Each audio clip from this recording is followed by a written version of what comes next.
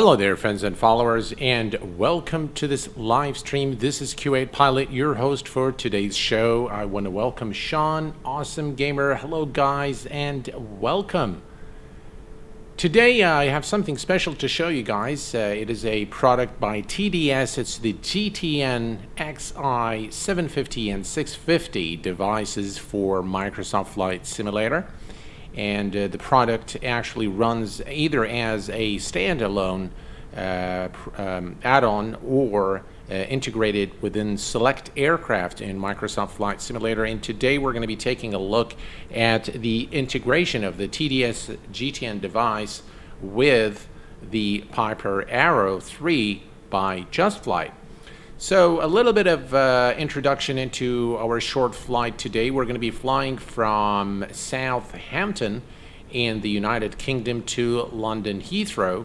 We're going to be cruising at about 3,000 feet, but first we're going to take a look at all the cool features of this device. And of course, you guys have the opportunity to ask me any questions. This is a preview, as the integration kit for the JustFlight has not yet been released by JustFlight. I do not have a specific date. I heard that it might be sometime next week, but the product is available today for purchase and download. And just as a quick note, the developer has approached me and offered the product free of charge. I've paid the full price for the product for two reasons, of course, and you probably, if you're a regular at the Q8 Pilot channel, you'd probably already know my reasons. One is to support the developer, and number two is that I'm under no pressure to say anything that I don't want to say, so I deliver to you an unbiased insight and information about the add-on or the aircraft that we're reviewing or previewing on the channel. So let's hop into this beautiful JustFlight Piper Arrow 3, and this device actually is the fact that it requires the actual Garmin Trainer tells you a lot about the add-on. It is true to its live counterpart. It is a very realistic device, limited maybe by the SDK of Microsoft Flight Simulator at this point. It does not support weather at this point in time. And we've got KSAN Aviation. Hello, my friend. Fair play, Q8 Pilot. Absolutely, my friend. Yeah. So, so there are, of course, some limitations. Some are probably part of the development roadmap, and some are limitations of the SDK. But nonetheless, this is today by far the very best Garmin GTN device I have seen for Microsoft Flight Simulator, and we're going to take a look at it in just a minute. So the first thing we are going to do, we are going to remove the yokes here so we can see what we're doing. And I was actually going to fly in the US because this device has integrated charts. And by the way, the purchase price includes everything that you're going to see in this video. So it includes the 650, 750, it includes integrated charts only in North America at this point. So let's go ahead and turn on the battery on, and the alternator as well. And now we're going to see the Garmin devices coming up, and it's licensed to me. Continue.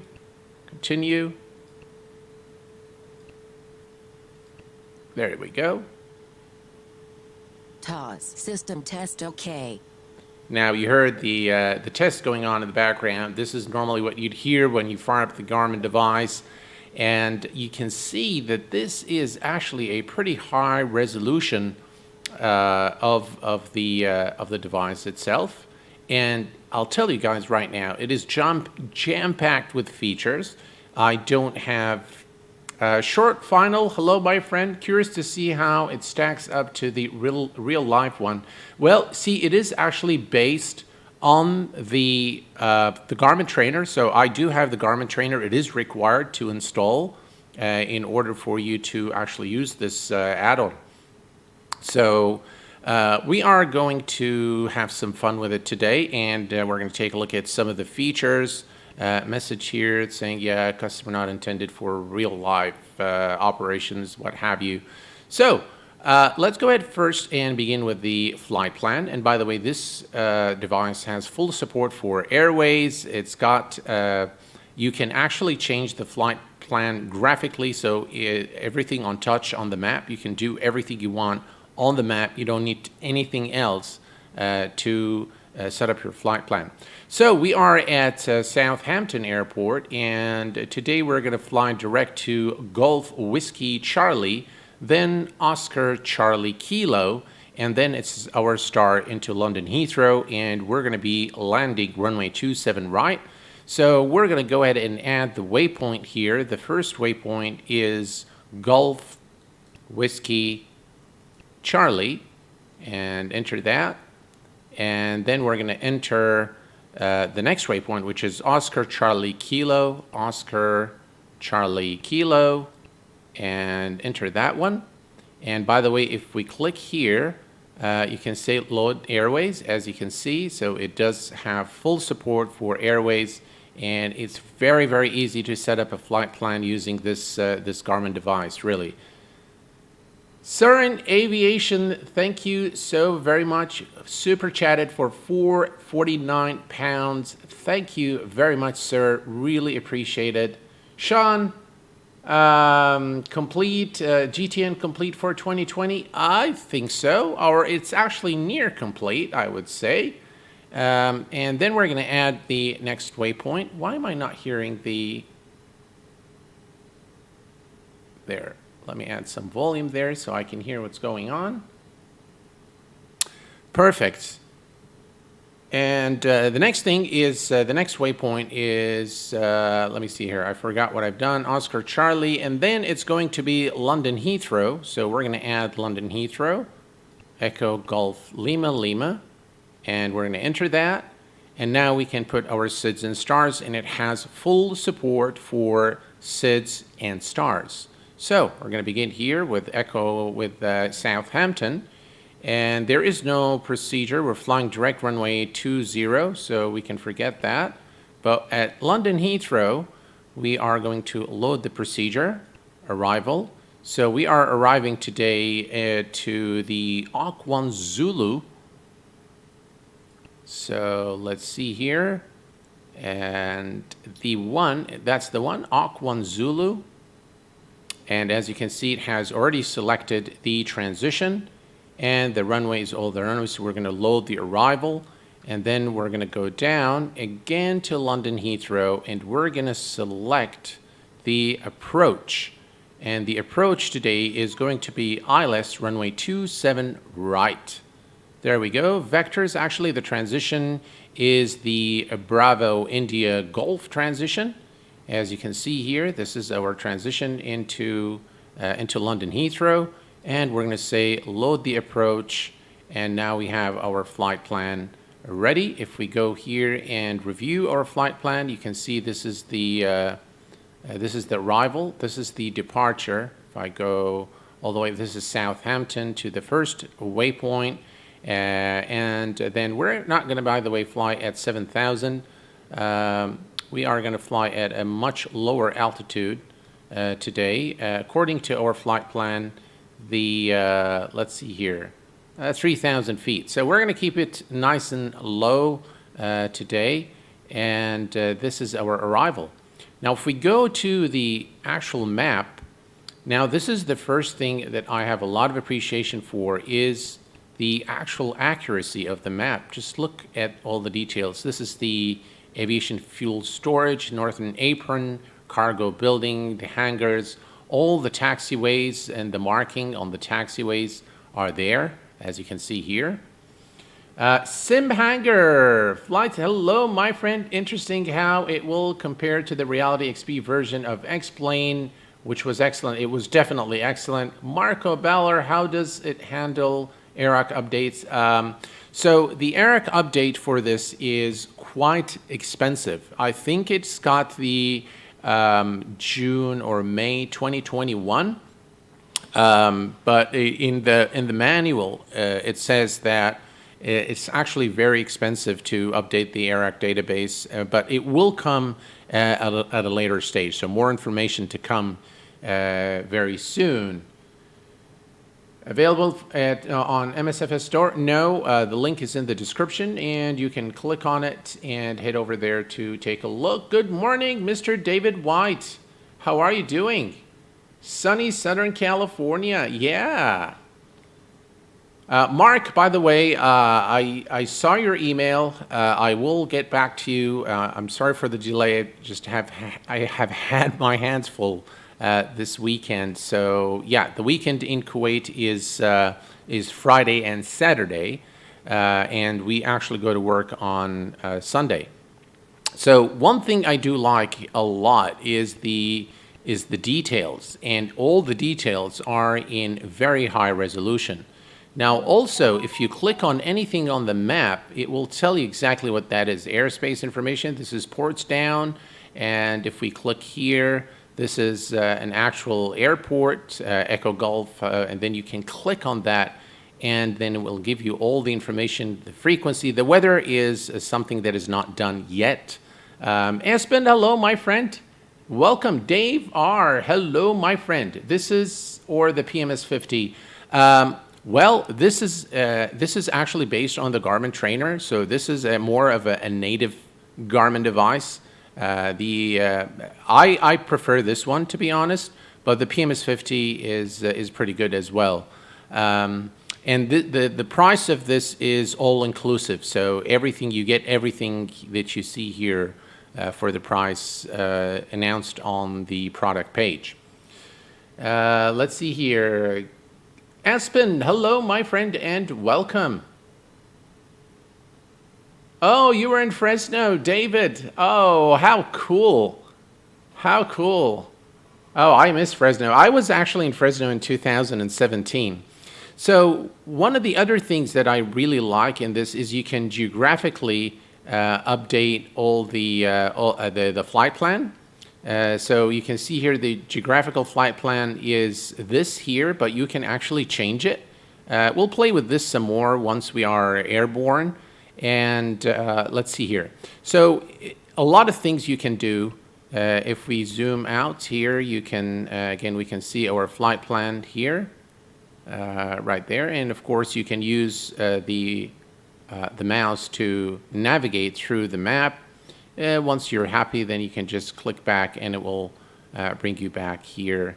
And we're going to zoom in and just for our departure. And again, everything is clicked. So transponder is 7000, and this is how you turn it back on. The flight ID you can change as well. So we can go backspace and we put Gulf, I don't know, 7654, something like that. Enter that. And that is now our flight ID. You can go VFR. There's a lot of things, just way too many things here. And by the way, one of the cool things in this is this emergency. So there's a smart glide, activate emergency mode. So if you are, it's smart glide disabled until reaching 1,000 feet. So actually, in case of an emergency, the aircraft will guide you. There is a smart glide feature that will guide you, and it actually works. There we go, it's enabled. And so we've taken a short, a brief look at the map. The traffic actually works. There is currently no traffic in my current location, but it actually works. There is nothing extra that you need to do. It just works out of the box. And let's see here. Easy integration with any aircraft, absolutely. Short final being based off the Garmin Trainer, does it offer integration for flight plan import from ForeFlight, make flight planning with 750 a breeze using ForeFlight? I'm not sure. I actually am not sure. If we go to the menu, it looks like there are a few data preview. By the way, it's got basic VNav as well, store.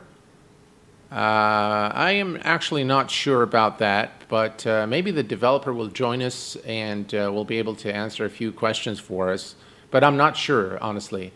How did my first VATSIM flight here the other day? It went really well. Thanks for your videos, but maybe Gatwick was a bit too busy for a first flight. Yeah, Gatwick is a busy airport. So traffic works. Terrain is, again, something that looks just awesome. Let me just go. This is just really, looks really, really good. And we'll see it later on the other side. The weather is still not operational. You can still perform the test. So it's on standby. And if we go on test, you can still see the radar doing its test. But currently, it's not operational. So we're just going to leave it alone. Charts will work only in the North American hemisphere at this point. Dave R., welcome to the VVIP membership, my friend. Thank you so very much for your support. And TDS Sim Software, hello, my friend, and welcome. And there, you've got your answer there, short final from the developer himself. All right. So this is the charts in the North American hemisphere. You'll get the charts. Once we land at London Heathrow, I will load the aircraft up at a U.S. airport, and we'll take a look at the charts. Flight plan we've already done. We've already done the procedure. We can go to the nearest airport, and all of these buttons are operational. If you go to the airport, these are the closest airport.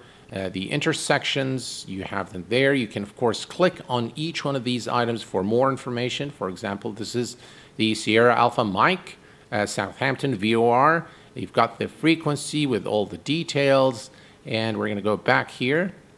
So you get the idea. All of these actually work, and in fact, even if you go to the weather frequencies, you'll get them. All the weather frequencies are there as well. So if we go to the waypoint information, sorry about that, services. So if we go to services, obviously phone, SMS, text, and this stuff doesn't really work. Position report, you can actually send the report. I'm not exactly sure what this does at this point, but probably nothing. I'm not sure. Utilities. Now, utilities is something I really like. It's got basic VNAV, and it is enabled now. We'll try to see there is active VNAV constraint at 7,000. So we need to be exactly at 7,000 at Bravo India Golf. So we'll take a look at that in a minute. And trip planning is another thing that we can do here. And this is actually operational. And we'll see this in action once we are airborne. And fuel planning. So if you can either say point to point, you can say it's based on the flight plan, and when you change the ground speed, you will actually get the information, the gallons required from each point to the other, and what would be the fuel at the next waypoint, which is very, very cool and this is true to life. This is something you'll see in the real device as well.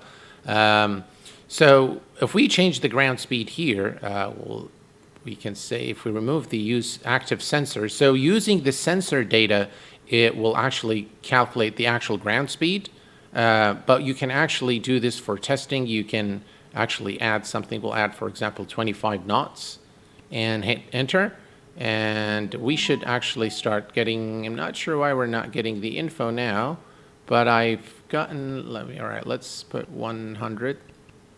See if that works. I think maybe we need to have the engines running. Yeah. All right, so anyway, we're going to use the sensor data anyway. We'll take a look at that once we're airborne. But all of this stuff actually works. Obviously, anything for weather.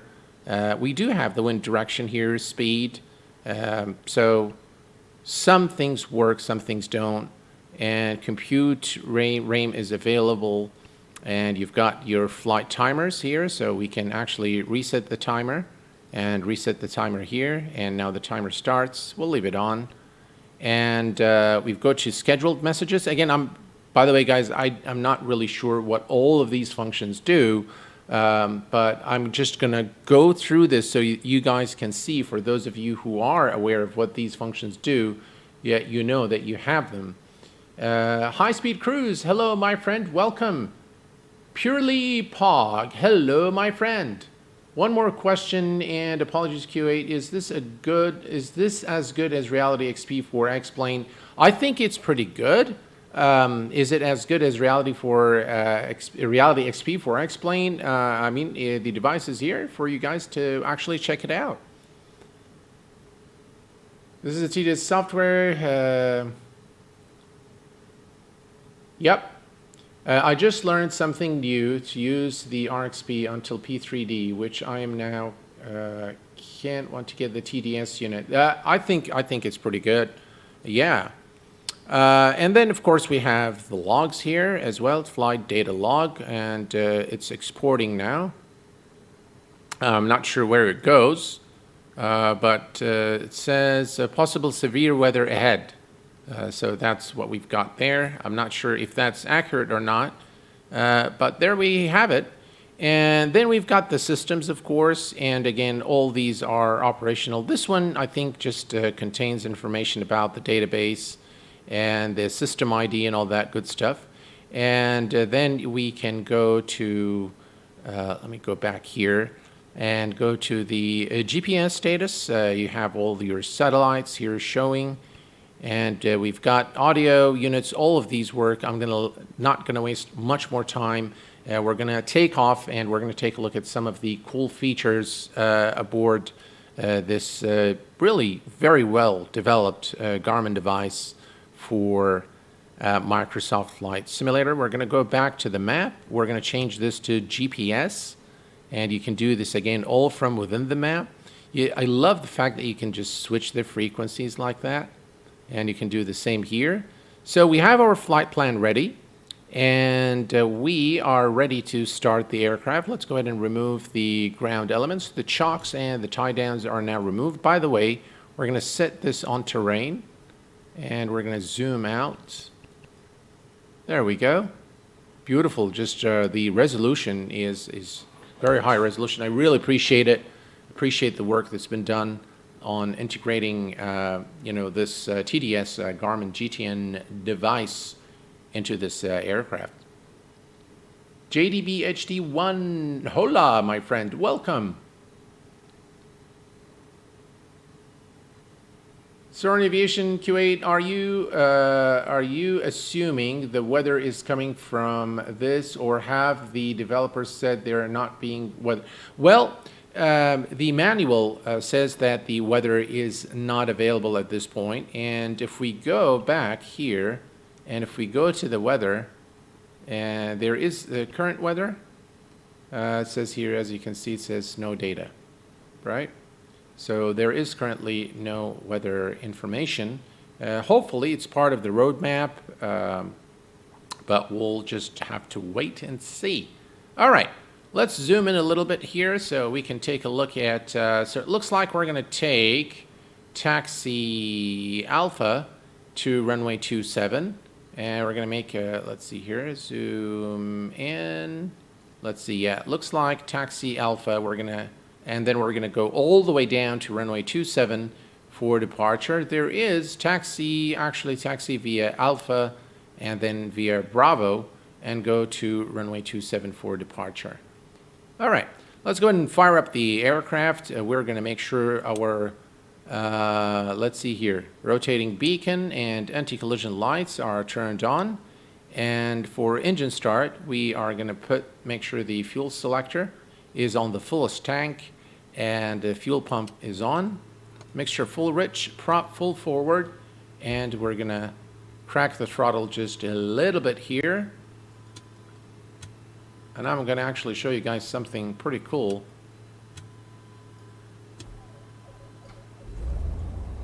There we have it. We have a good engine start. And pitot heat can go on. And we are pretty much ready to go now. Let's make sure our altimeter is set. which it is now. And let's go back and back. Map. There we go. All right. I'm going to zoom out a little bit. There we go. Perfect. Let's see. Daza, hello. Good evening from the UK. Good evening, my friend from Kuwait. Welcome to the stream, my friend. Glad to have you with us. All right. So here's our devices. One is set on terrain. This one is set on our flight plan. And let's go ahead and taxi to the runway and have some fun. Right, parking brake is released and we're good to go. By the way, we're flying in real weather, but not in real. The time, I've manipulated the time so that it's still, you know, we could still see the sun in beautiful Southampton.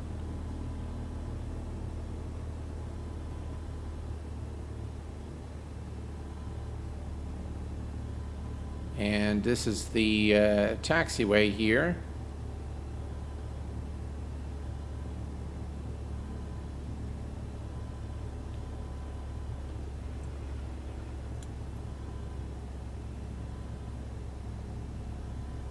And this is taxiway.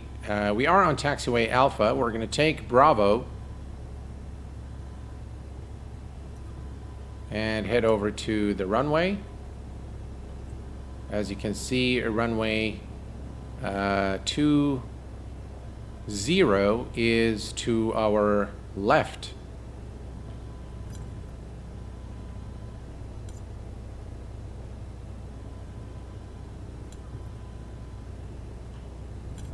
Got to watch my steering there on the ground.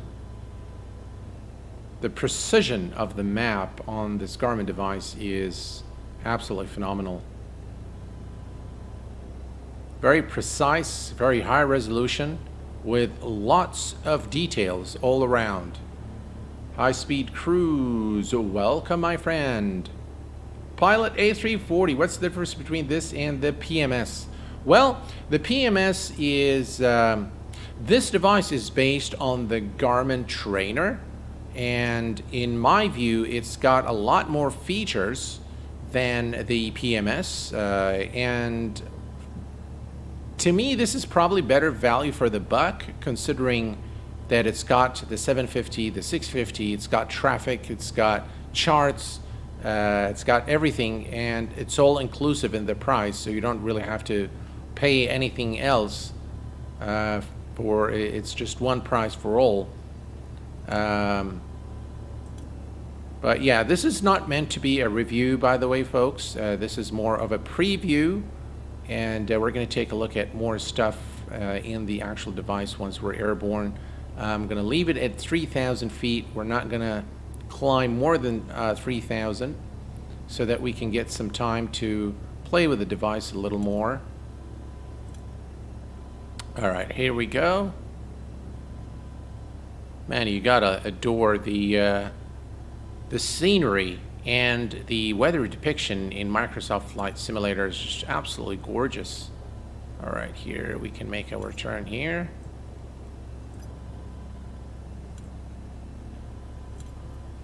All right, folks, we are good to go.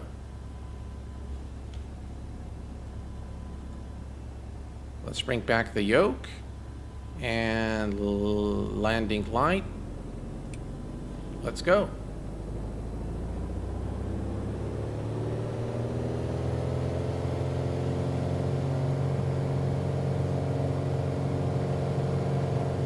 Some serious crosswind there.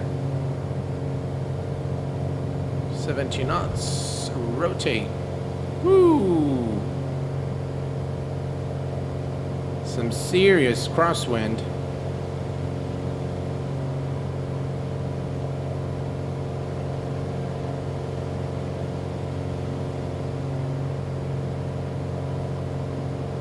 All right, positive rate. Gears going up.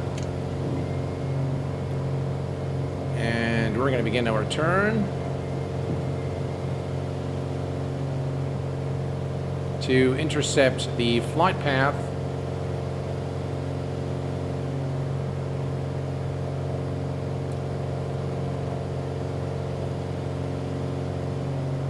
in a minute I will, I think there is this, you see this flashing light?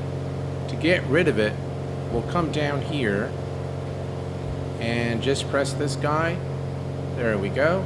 And now the flashing light is gone.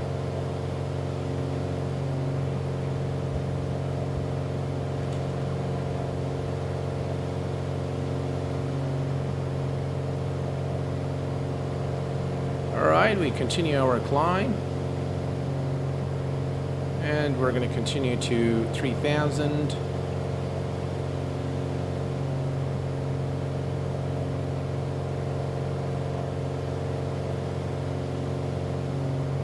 Some serious wind.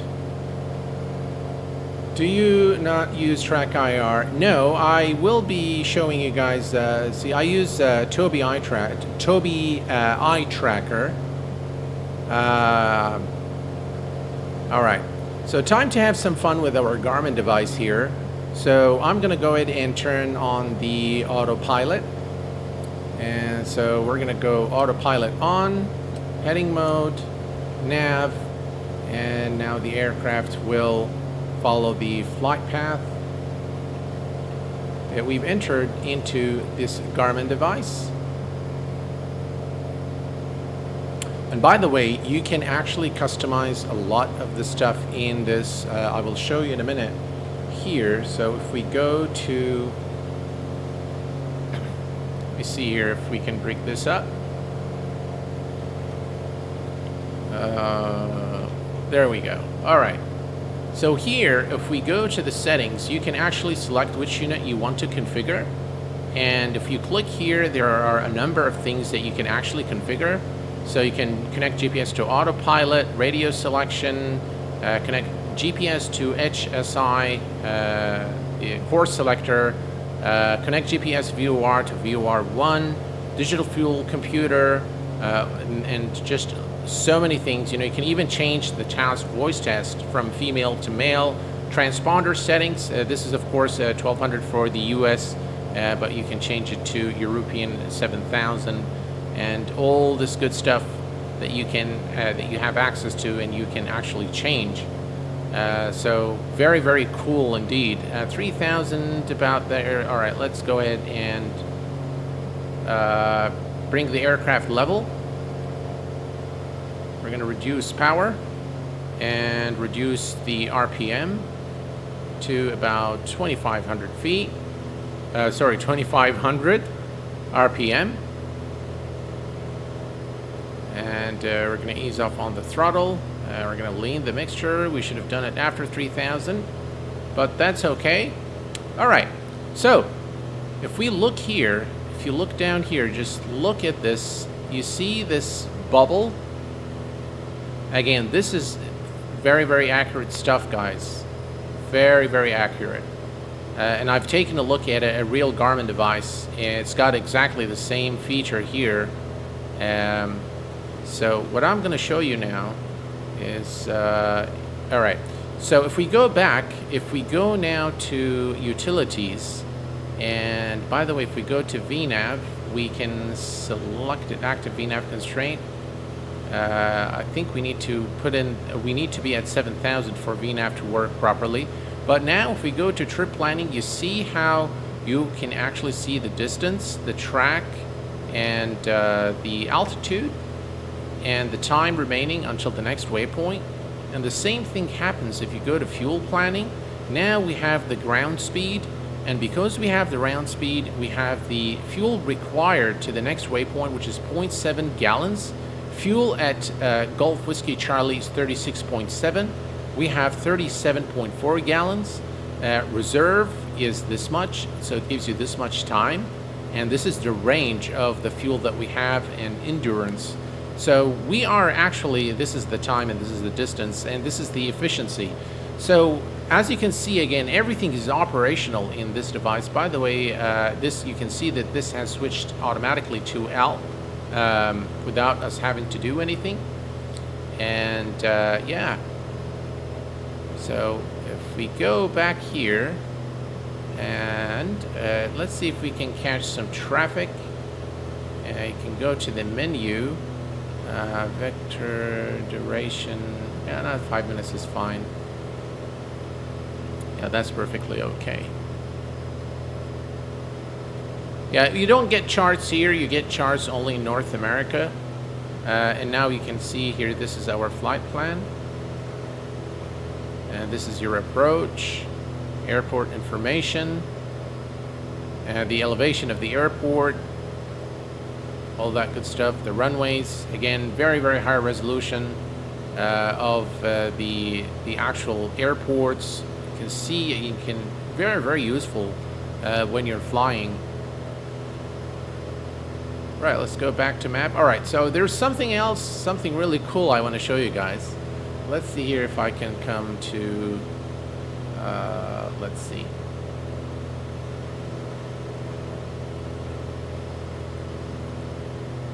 All right, so there's a little bubble on the screen now that you see it, and that's the Tobii eye tracker. And let me go ahead and enable it. Actually, let's come here and let me enable it. Track IR. All right, so now you'll be able to see both my eyes and my head movement, as you can see here. See that? How cool is that? And the bubble is exactly where I'm looking. So if I look down here at the magneto switch, gauge, RPM gauge, throttle, and our lovely Garmin device. Just look at the resolution there. Pretty cool. So yeah, something, and by the way, I can look all the way, I think, here and right there. It's okay. I mean, I think in the first, it grows on you after a while. You have to just keep using it. And there is something new coming along, but I can't really say much about it at this point. But I think you guys will be pleased with the Tobii Eye Tracker 5. But yeah, I think it's pretty cool. All right, let me go ahead and turn it off. I'm going to turn off the gaze, and we're going to disable the eye tracker as well. There you go. It's an eye tracker. Yes, sir, it is an eye tracker. Is this compatible with Coronado aircraft? I don't think so. I haven't seen it in the list of aircraft, but I could be mistaken. Right, we're approaching our first waypoint, Golf Whiskey Charlie. And you can see how the dotted lines there. See that? Again, that's something that I have seen in the real Garmin device as well.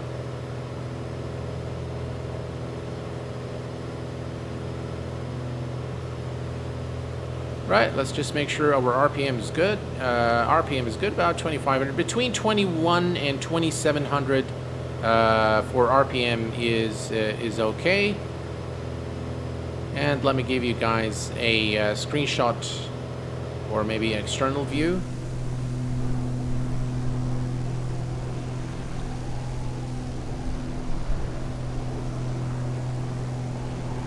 The beautiful United Kingdom.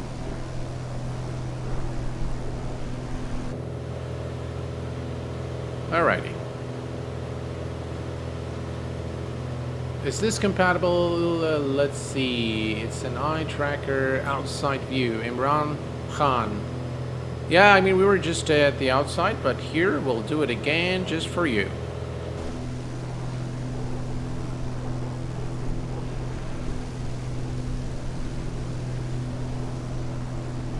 And here is our turn for Golf Whiskey Charlie, heading to Oscar Charlie Kilo.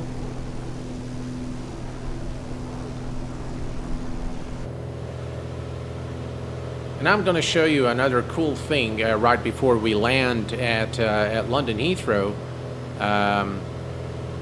We are going to replay our landing today, so stay tuned for that.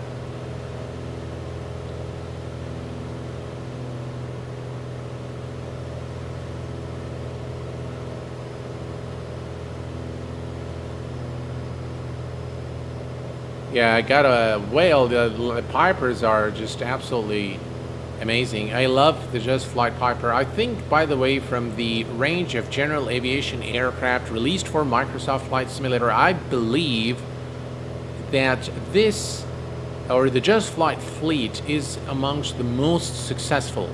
I think they are very immersive. They are, the flight model, I think they've taken they've taken their time to build something that is maybe not very accurate in terms of the flight physics, but pretty close, I think. So yeah, I think they are the most successful. They've got this jet fighter, the trainer fighter. I think it's just amazing.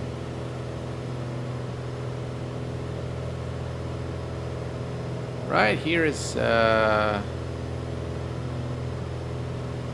are some funny things here. Yeah, it's definitely doing some circles there, but I'm gonna follow the flight plan. This is runway 27 right. And as I said, we can go to, so from within the map, you can actually click here and say geographically edit, and you can actually edit stuff. You see here, you can edit things, and then you can say done, and you're done, and your flight plan would basically change.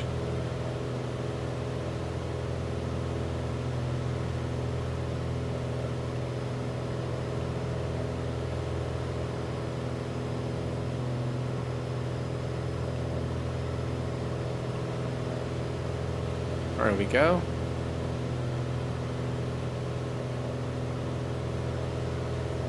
So we're going to let the plane fly its flight plan. And 3,300 is not bad. Michael Jones. I fly the Piper Coronado Seneca quite often. Oh, the Seneca 5. Okay. Well, Michael, I'm not really a big fan of Coronado aircraft. Never been a fan. They do look beautiful in terms of the texturing, but in terms of how they fly, I think they all fly the same. So I'm personally, I no longer invest in Coronado aircraft, but that's just me. A2A, hold my beer. Yeah, A2A, they just create just fantastic aircraft, really. So here we go. We're not too far, by the way, from London Heathrow.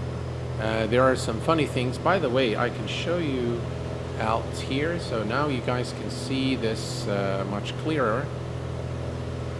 Here, let me put this out here. And now you can see the device much clearer.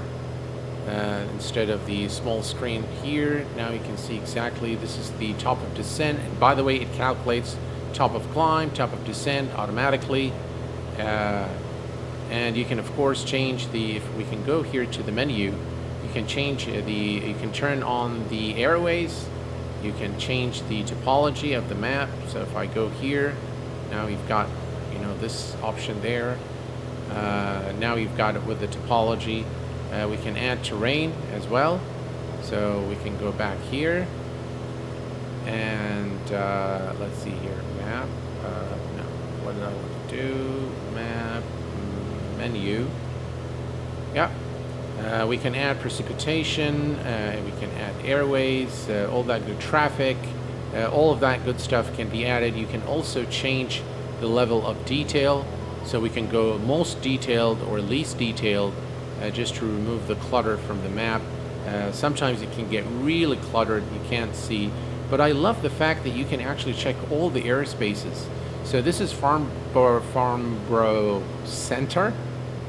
We can click here, for example, this is London Gatwick Central. So this is the airspace of London Gatwick. All of this area, within this area, London Gatwick Control is in charge. So this is their airspace. I love the fact that you can just click anywhere in this map and it will give you the information of the airspace, as you can see here. Brilliant stuff, really. Very cool.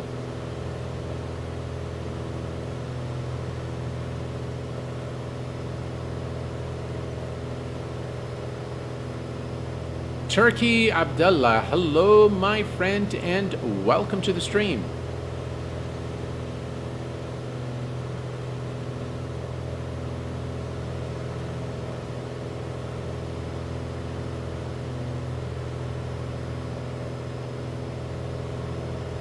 Canadian Captain, hello my friend. I'm sorry sir, I did not see your question. What was your question? Sorry. I must have missed it. Oh, there you go.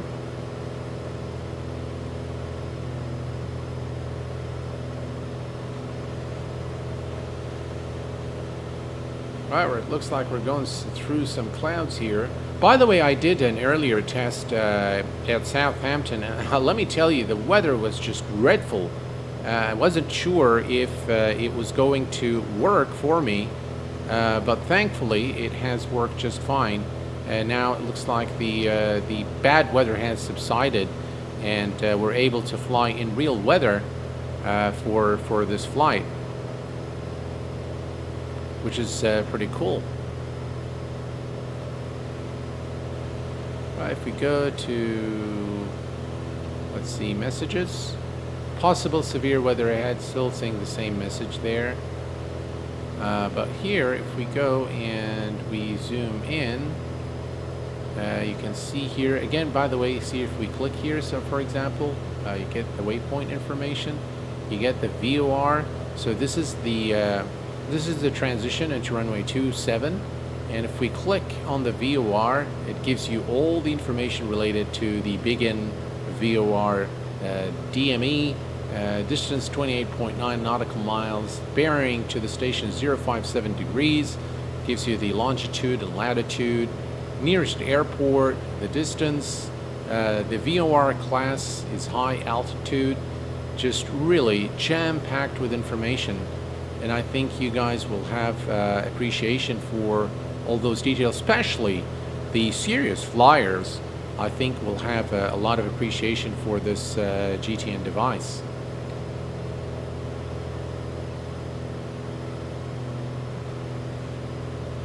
If this device is using the trainer, then the nav is the nav database current?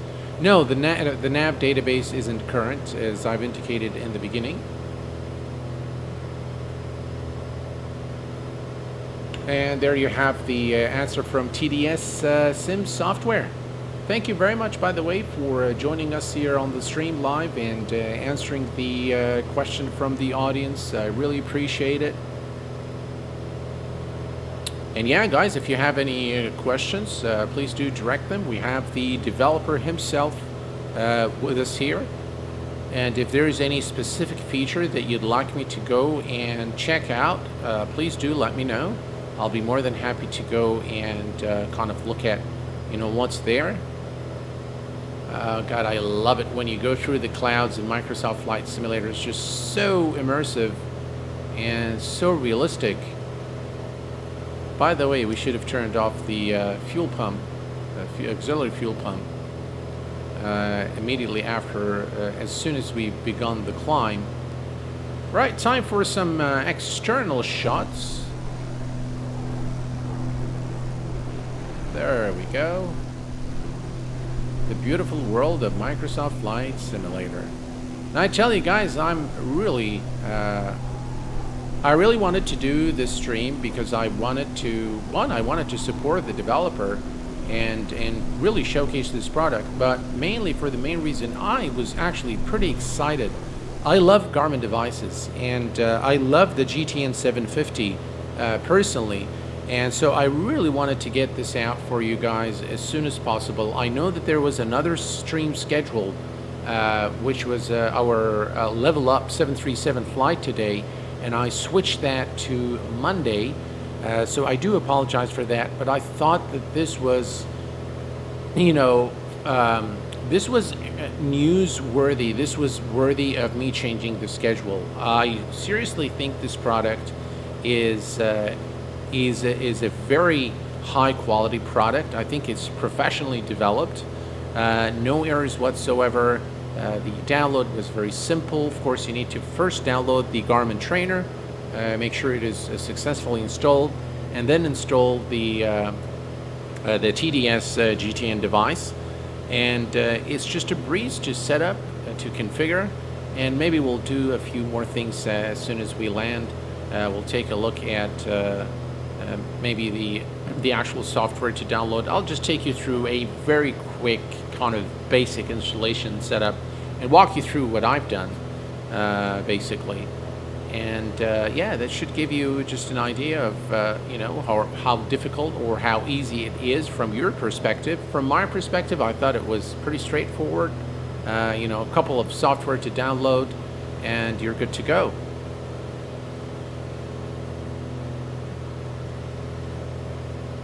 Here we go again, going through the cloud. The cloud smoothing effect in Microsoft Flight Simulator is outstanding. Just really, really good. By the way, for our landing today, we're going to trim the aircraft for 75 knots for runway 27 right at London Heathrow. And I want to see what things look like from the outside. Guys, look at that. What a beautiful scene in the sim. And we've got a beautiful device to look at as well. See how the aircraft, that by the way, this is probably due to the crosswind. So the aircraft is tilted to keep the current heading and course to the next waypoint. See that? That's brilliant. All right, if we go back to our flight plan, we are now at the arrival. So we actually now in the star for London Heathrow. We're gonna go Oscar Charlie Kilo Dorky. That's a funny word. We need to be at 3200, which we are actually doing pretty well here. And then if we go down to, that's the approach, the final approach, which is the Biggin VOR, and then there is the center fix, the final fix for runway 27 right. We're looking good. We need to be at exactly 2500 at the final fix. So we still have plenty of time, 7 knots there, 19.5. Yeah, I think we're fine in terms of the distance to the airport. We still have about 7 minutes before we arrive into London Heathrow. So we're not too high, as you can see here. We've kept it very low at 3,000 feet. So we should be just fine. Phil Norbeck, hello my friend and welcome.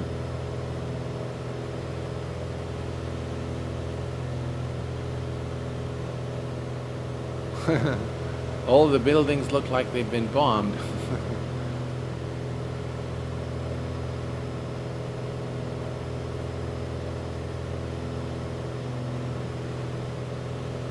So what do you guys think about the recent announcement and the preview video of the PMDG 737? Do you think we're going to see it anytime soon, or is it going to take 4 to 6 months before we see it? I mean, my guess is as good as yours. I don't know. But it looks to me like it's pretty finished. And it doesn't look like it's going to take that long from the video that I've seen. But again, I could be mistaken. Let's see, low into London. The graphics aren't loading. Why not? I think the graphics are okay. Well, maybe they are not loading. I don't know. But it looks pretty good to me from right here.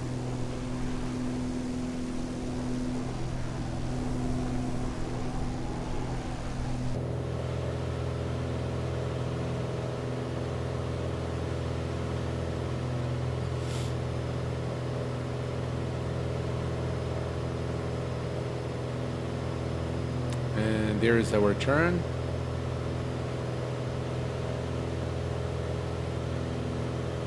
The buildings in London look like, no, number 1. Right, and here's our turn.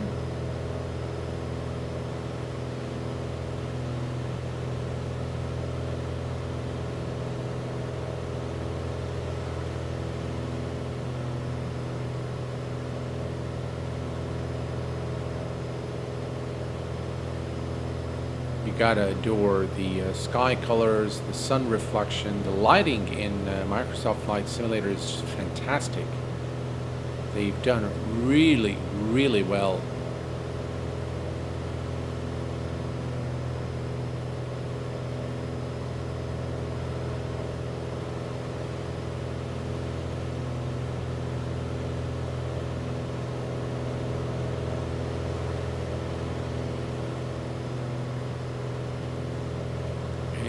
See our lovely Garmin device. God, I love the resolution of the screen. Here, if we even, zoom in, everything is still pretty sharp.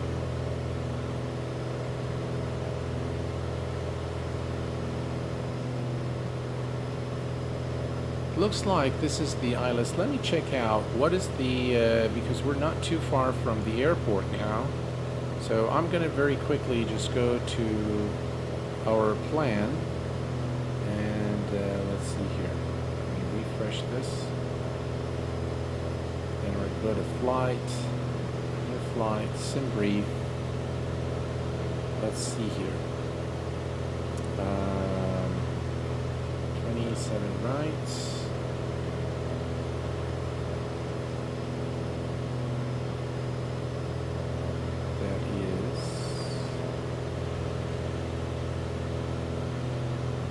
I'm just checking the ILS frequency for runway 27 right,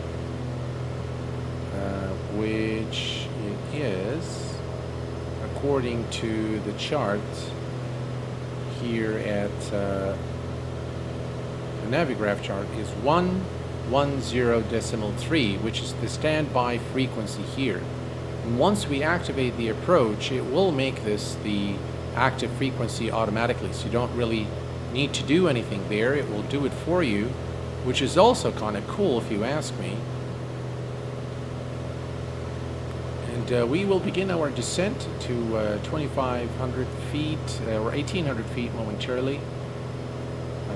Let's see here. Actually, I can check this right here. The platform altitude is 2,500. Right, 2,500 is the platform altitude for runway 27 London Heathrow.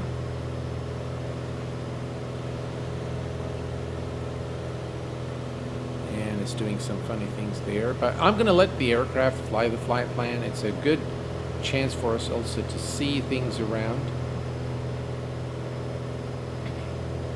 And I really do want to see. We can actually go, so we can set the flight plan to go, for example, here direct, but we're just going to let it do. It's not a big deal.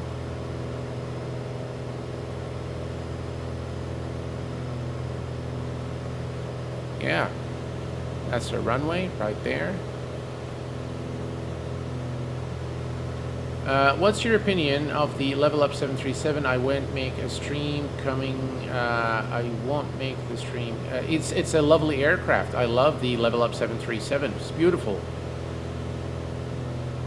Can field of vision be adjusted for wide angle view or narrower? Dan, I'm not sure I follow you. It says the turn radius is dynamically calculated based on the current ground speed. Oh. Thanks for letting me know about that. I didn't know that. Sorry, you've missed the first part of my question. My setup is I9. I've copied your MSFS settings. The buildings in my sim around London don't seem to load sharp and stay blurred. Oh, I'm sorry. Yeah, it looks like I did not get the first part of your question. So I think it might be related to your bandwidth. Did you check your bandwidth? Do you know what your current bandwidth is? What's your download, upload speeds? And by the way, you need both. So you need download and upload. You need just as much. You need more download, obviously, than upload. Yeah. So if your setup seems fine, but yeah, you definitely need a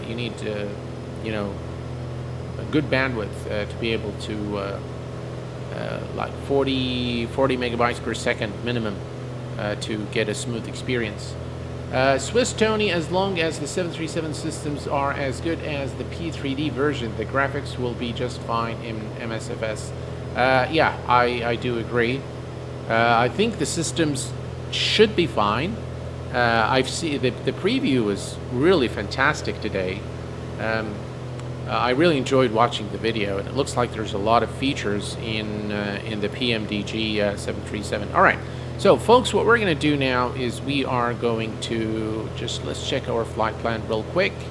Flight plan and 3,200, and then in 12.2 nautical miles, we need to be at so we're still there, 3,000 exactly at the center fix for runway 27. So, and we are still at 32.2 feet, so that's okay. We are just fine, just about 100 feet more than the assigned altitude, which is okay. Looks like there's some turbulence here. By the way, we can bring FS, what do you call it? FS, come on. FS Realistic. Here, let me bring that up for you guys. FS Realistic. We can also listen to some radio. Oh, sorry about that. Alright, so FS Realistic is connected now, and now we're going to pull the profile from FS Realistic. So there was a brief pause there for you guys. Sorry about that.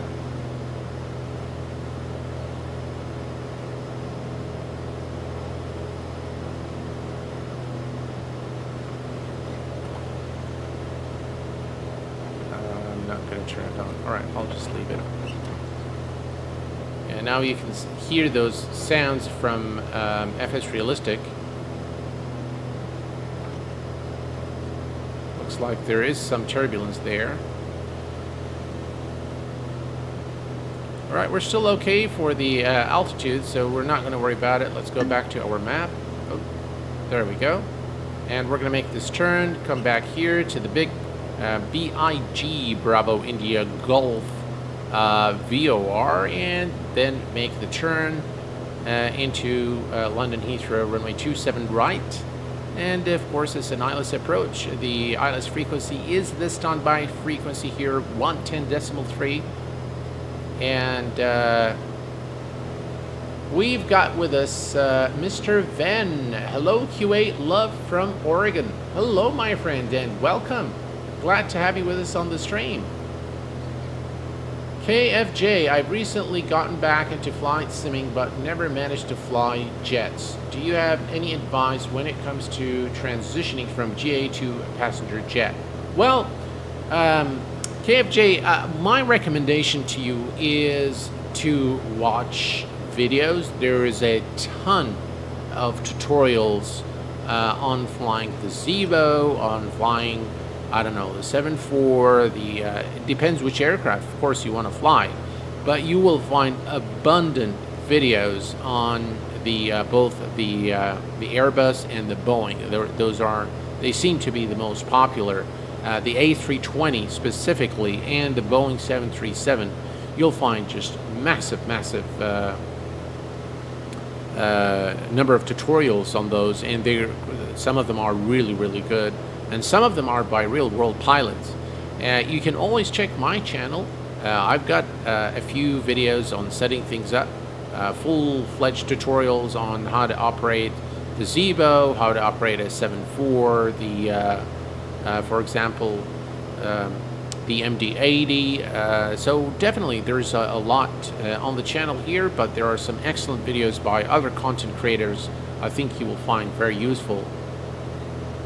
Peter asks if did PMDG make a video? Yes, sir. They did make a video today. It was released this morning, and I was actually driving, and I loved it. Yeah, it was brilliant. Rand, hello, my friend. Welcome. V1 has them. I must have missed it. I'm not sure what he's got, but. Yeah, he's got V1 has got V1 is a real-world Airbus pilot, and he's got brilliant tutorials for flying Airbus. He's done Boeings as well. He's done other stuff. Fly-by-wire A320NX is an excellent jet. Absolutely, Dan. It is spot on. I love it. Stu, Airline to Sim is good for A320. Yes, the cadet program by Airline to Sim. I actually, you know, the program I love the most of the Airline to Sim series is actually the the Majestic Dash 8. The Dash 8 Q400 was, in my view, the most successful training course offered by Airline to Sim. And the one thing I do not like in those courses is that they talk too much. And I'm the kind of guy that likes to, just go straight to the point. Tell me, just give me the meat. Give me the procedure, give me the flows. Don't talk too much. So I don't mean it as I mean it as a constructive criticism. But normally I'm put off by videos or tutorials that the person speaks too much about so many different things, or they become elaborate more on a point that doesn't really need elaboration. So yeah, those are kind of put-offs for me. But I really enjoy V1. V1 simulation is just he's the man. He's the man for Airbus, and Flight Deck to Sim is the man for Boeing. So we've got two real-world pilots, and there are, by the way, others as well. We've got the Sim A320 Sim pilot. He's a real-world Airbus pilot, and he also, I love his style. His presentation style is just really very calm guy, to the point, and I really like watching his videos.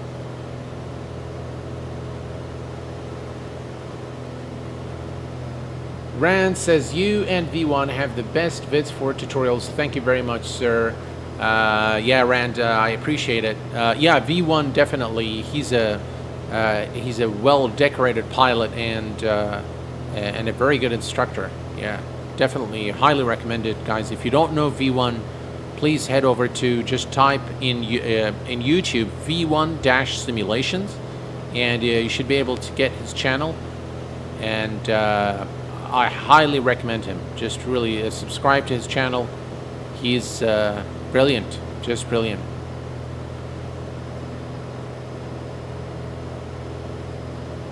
You're most welcome, Peter.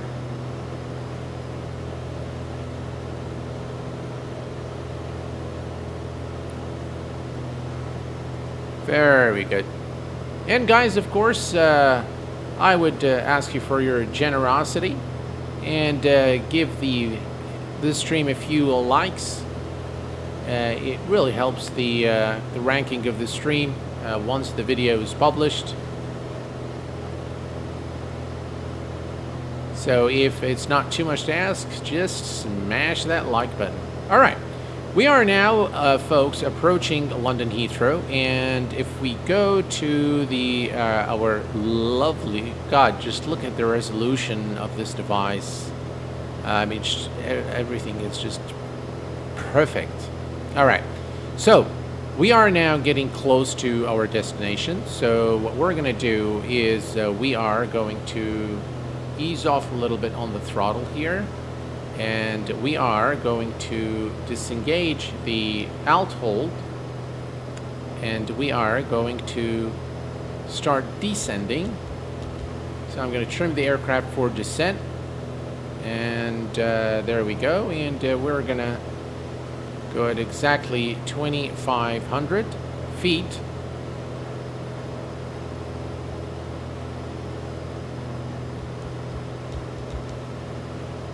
There we go. We don't want to do it too much, but about 500 feet per minute is okay.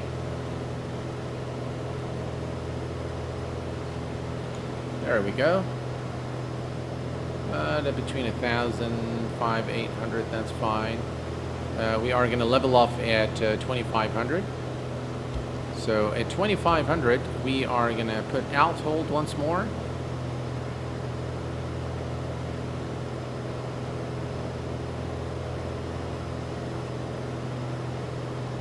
We're going to make sure the altimeter is set, which it is now. We're approaching 2,500 feet. Do you guys want me to do the landing with the Tobii eye tracker? just to kind of see how it works or if it's practical or not. If you'd like me to do that, I'll be more than happy to do that. Which AC can fit this device? So once we land Rand, what I'll do is I will go to the website. It's the list of available aircrafts are listed. I know that the SimWorks Studios Kodiak is going to be supported. The fleet of JustFlight aircraft will be supported. All the Asobo default aircraft, the Caravan, the Cessna, all of those will be supported as well. So if we look here now, this is the big transition, and then we're going to make this turn and land at London Heathrow. What we can do now is, since we are at 2500, is we can go back and we're going to go to the procedure and we're going to say activate the approach. And now if we look here, yeah, approach is activated. This is the turn, and this is the runway right there. Right, so approach is now active, and you can see that this is still the frequency should be. This is the, where's runway 27 right? Yeah. Let me just verify. Yeah. Alright, so once I guess we activate the vectors to final, it will switch this frequency. We are at 2,500 feet, which is the platform altitude. We're going to keep the mixture and the props where they are, and the landing lights are on. Fine, they can remain on. But for the final approach, we're going to turn on the fuel pump, auxiliary fuel pump. And here is a look at things from the external view.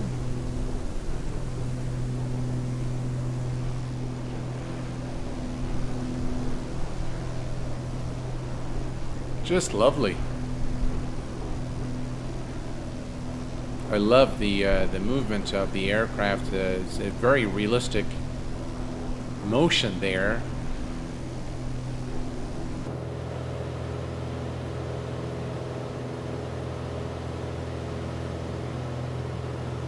Sean Baxter, welcome to the stream, my friend. SimWare C414 will also support native integration as the blind slope needle. Oh wow, that's good to know.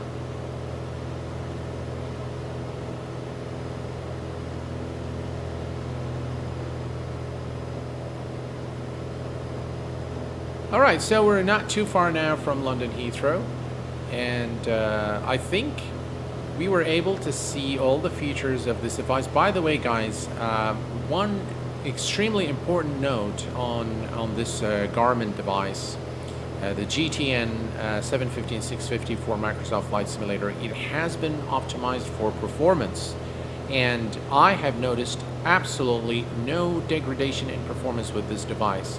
So loading the JustFlight in any situation with or without the GTNXi has given me exactly the same FPS. So it has absolutely no effect on performance, and really kudos to the developer for really taking that into consideration, because a lot of people will probably suffer from from low performance and things like that, and it would render the product unusable. This one, I'm happy to tell you that it has been properly optimized for performance, and it's very, very FPS friendly. Extremely FPS friendly.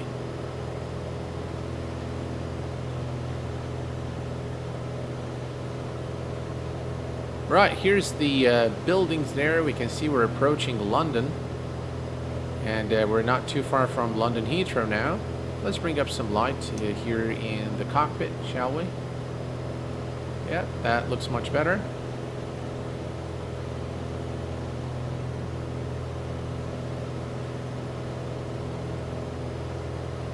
Hello Q8, how did you manage the integration to integrate the GTN 750Xi on the Piper?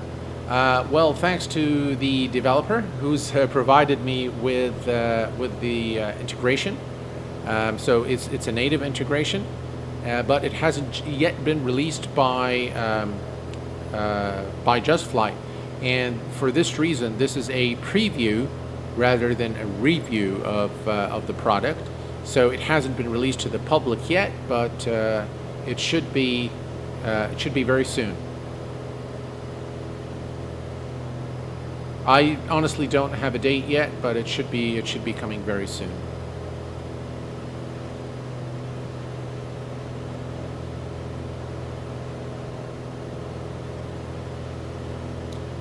I have a few other videos planning. There's by the way, a product called, I'm not sure if you guys know it or not. We're going to use it now. It's called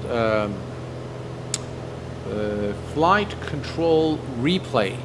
The product isn't a new product, and the developer has developed it for P3D and for FSX, and he's extended the product now to Microsoft Flight Simulator. I have been wanting to do a video of the product. I just haven't been able to get to it. There's just way too many things happening in the flight sim world, and so I had to pick and choose things and give priority to other things. But I will tell you that it is actually a very good product, and we will use it today as soon as we reach London Heathrow and we're ready to land. I'm going to activate it. We're going to record our landing, and then we're going to replay and take a look at it. But it's a product that really works very, very well with Microsoft Flight Simulator. You can also track AI traffic and, you know, record things, and it's quite useful if you're a content creator. But also, I think it appeals for the regular simmer as well, someone who just wants to watch their landings, like we do in X-Plane and P3D. You know, this program will give you the ability to replay just about any situation in the sim, which is really cool. And we'll take a look at that. And just, I hope I don't forget to to actually connect it and record the landing. Yeah, the PMDG video is definitely insane, Peter. It is absolutely marvelous. I absolutely adore it.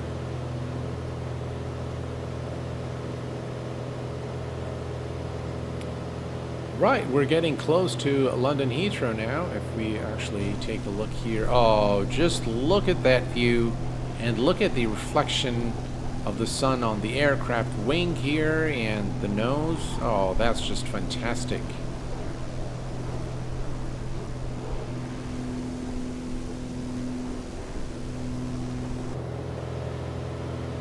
Yeah, we're definitely not too far from the airport. We're going to make our turn here and go straight to runway 27, right?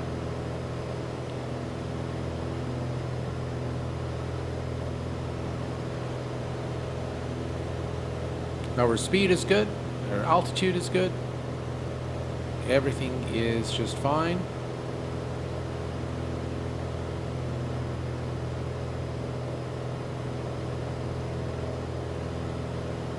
By the way, we can come here, go to procedure, and say activate vectors to final.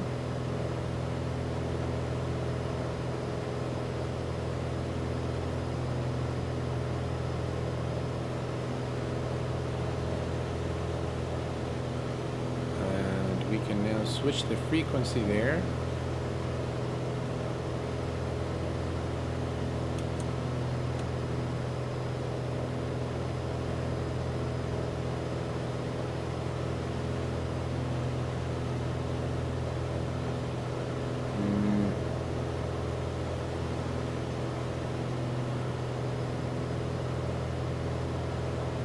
All right, we're going to start slowing down.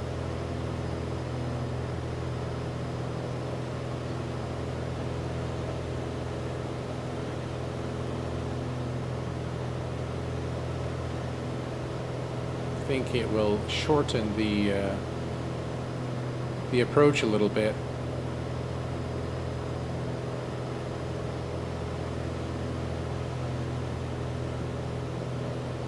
And if we zoom in,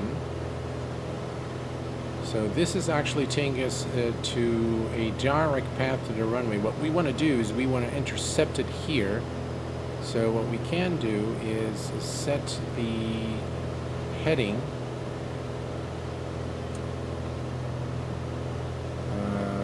There we go.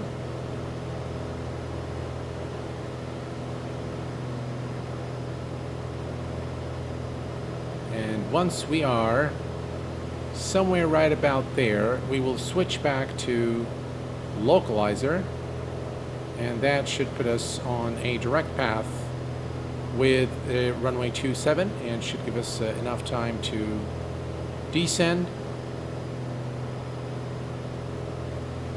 But we are looking good.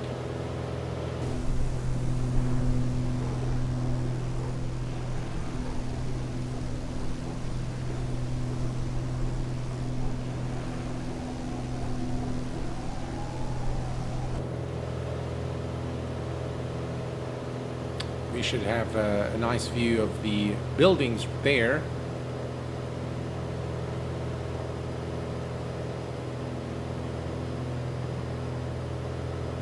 Yeah, I think we cut just a little bit of time there instead of doing that really long turn. Since we're not flying online today, then we get away with this. We are on the platform altitude for runway 27 right at London Heathrow, and the cloud smoothing is just fantastic, and I just love how everything is visual here and you can see exactly what's going on. You don't really need to open any other screen. You don't need to open Navigraph charts. You don't need anything. Everything's right there and everything is looking good. All right, let's zoom in. Right there. Yep, we're looking good. There we go.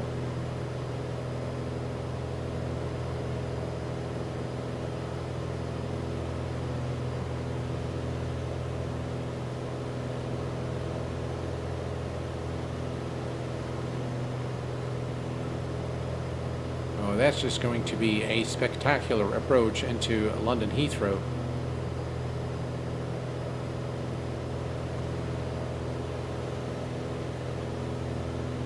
Absolutely love the Pipers. I just picked up the Archer 2 and it's a winner as well. Absolutely. I have all range of the Pipers, and like I said, it is probably one of the most successful for Microsoft Flight Simulator today, including that one military aircraft, the Trainer, the military Trainer. Is another aircraft that I really enjoy in Microsoft Flight Simulator. So guys, if you want me to use tracking, so here, let me enable tracking. So now we have the Tobii eye tracker enabled, and if you want me to do this for our landing, I'll be more than happy to do so. I cannot guarantee the results, but it's something that we can do for sure. Yeah, that's the dome, and London City Airport is right there, and the Docklands area is right over there. That's the Docklands area.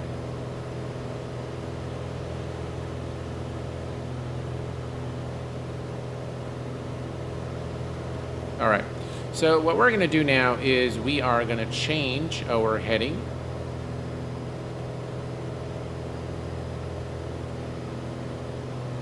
There we go.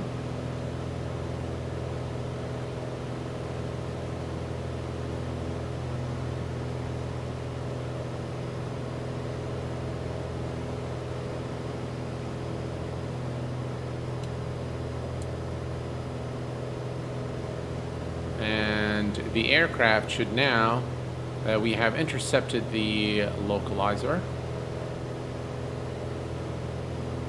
So the aircraft should now automatically align with runway 27 right.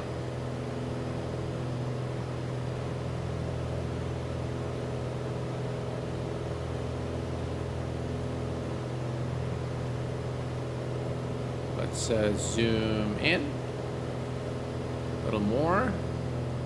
You have to see this from the outside, folks.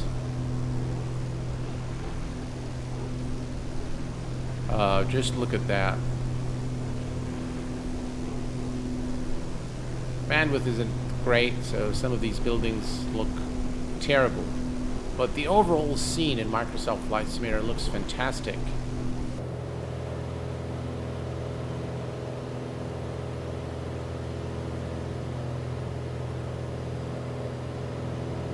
Yeah, the bandwidth will suffer as I stream, but nonetheless, it's looking good. And we should see the aircraft intercept, or actually it has already intercepted the localizer, but we should see it aligning with runway 27 right momentarily. And we can see this line moving towards the center there.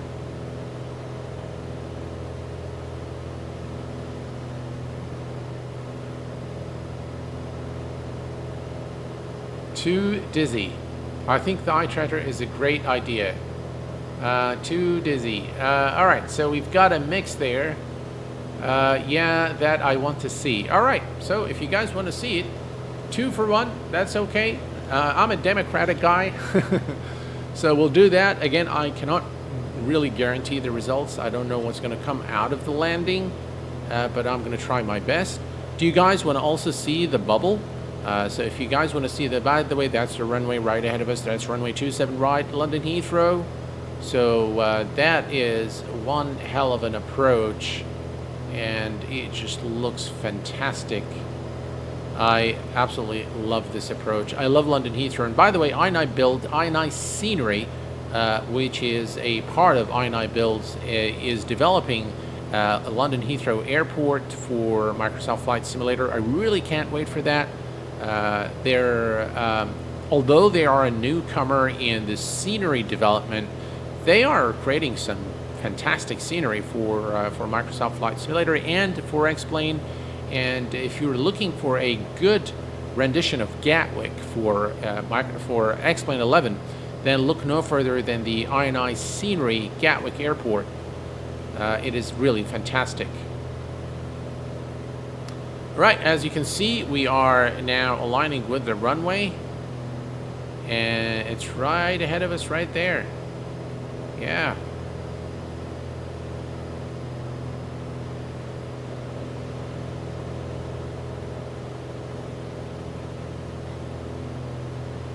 That's runway 27. The aircraft's still kind of adjusting itself. By the way, this isn't the right frequency.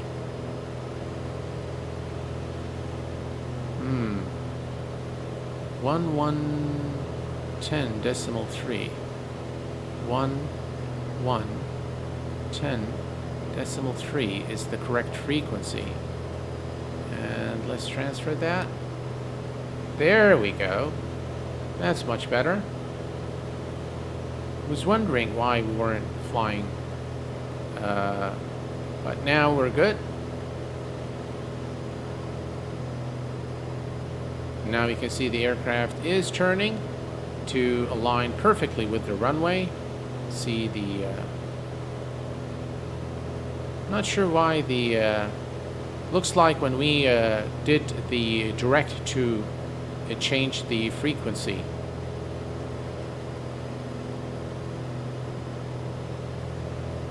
All right, now for landing, we need props and mixture full rich.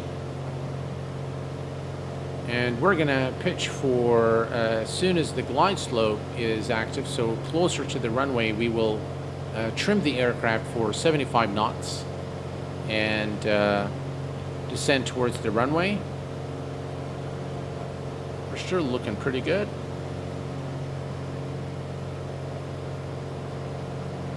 .269 is the approach course, which is set again by our Garmin device.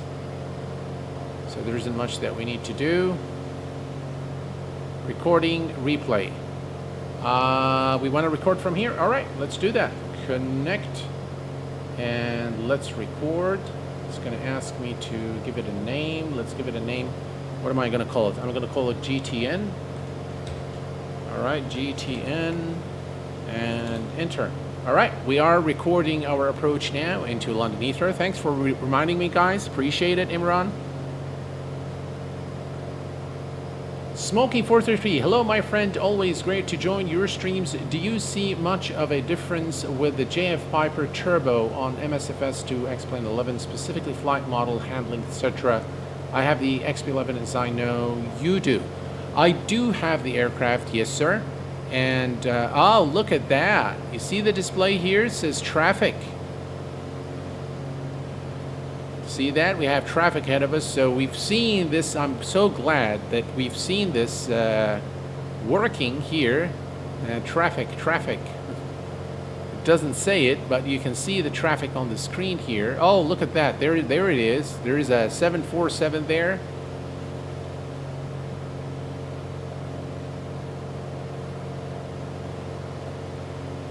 And we are now inbound runway 27 right at London Heathrow.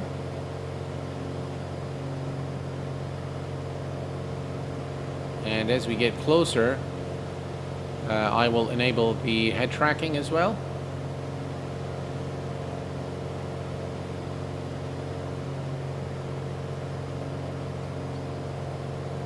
So far we're looking okay. Looks like there's some crosswind there. Let me check the weather at London Heathrow real quick. Let's see here. London Heathrow weather. Ooh. The wind is 270 at 19 knots, folks. 19 knots. That's a lot of wind. But hopefully I can already see it. I mean, if you look at the aircraft, how the aircraft's flying, I mean, we're flying straight in this direction, so there's definitely a lot of wind there. And now we are tracking 270, and the aircraft is now aligning itself.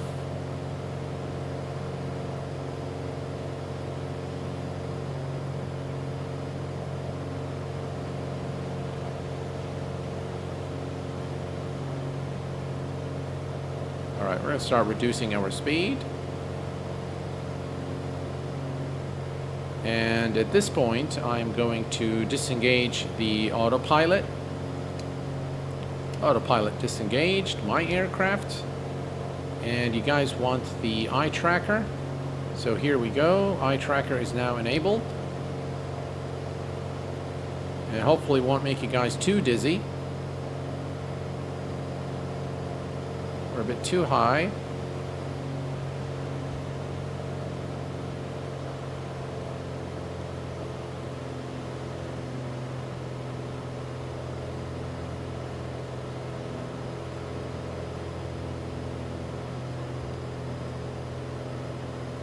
We're off the localizer, so let's correct it. It's going to be a really difficult landing with, I might need to disable the head tracking. Simply because there is 19 knot wind, 270 degrees. So it's going to be very, very difficult, folks, to do it with head tracking. I'm not very used to it.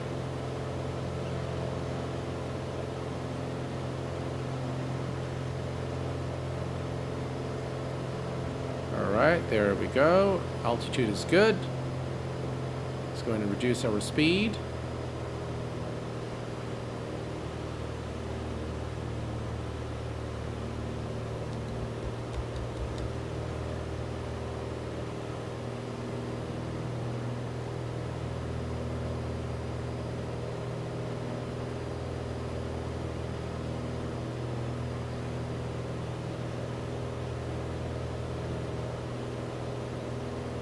You know what? I'm going to disable, sorry guys, I'm going to disable head tracking. It's just making me a little dizzy, so I'm going to just disable it for now. There's just too much to battle at this point with this wind. My God, the wind is so strong.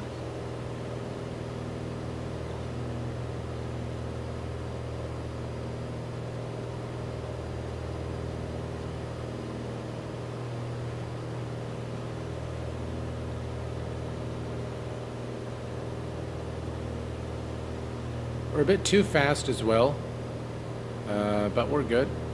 So what you guys want, this is my guide. So this is the localizer needle, and this is the glide slope. So this is a little different than your Boeings, and you know, you have to watch them. And all right, so it looks like, let me see here what's going on. All right, so here's what we're gonna do. We're gonna come right here, and we're gonna bring this guy up. All right, we're a bit got carried away there. All right, perfect. All right, now what we're gonna do is we are going to introduce flaps.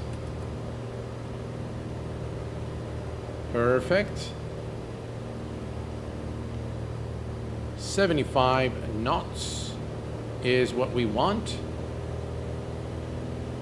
And we are now looking pretty good. So we are on the glide slope, on the localizer.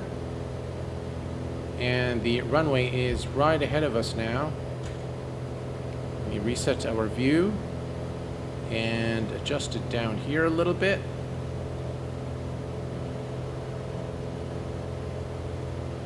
Speed is a bit, we need to manage our speed. Right. Sorry about that. Right, let's lower the landing gear.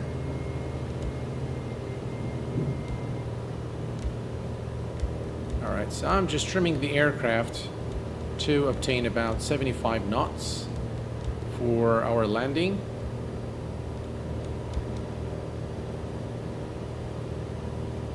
Just look at those night lighting in all the buildings. What a spectacular approach into London Heathrow. Right, 75 knots. It's about right.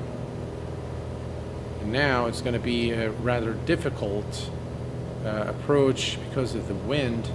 I'm going to bring the yoke back so you guys can see what's going on. We've got 2 whites, 2 reds, and hopefully we can keep that up until we are successfully on the ground at London Heathrow. Right, we're slightly faster than, right, flaps. Traffic. All right, let's see here. 500. 500 feet.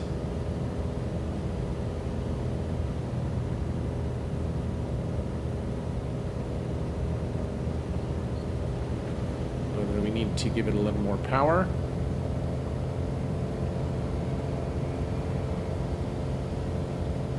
Whoa!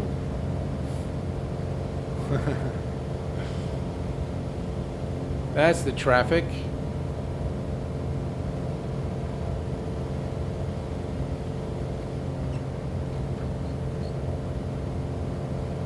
Looks like he did a go-around there.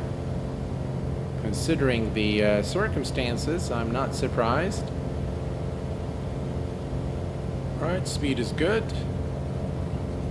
And whoa. Tell you guys, this is not going to end up very well from the looks of it. Looks like he went around. We're going to try to bring it safely on the ground. But I'll tell you, the weather, the wind is just woof.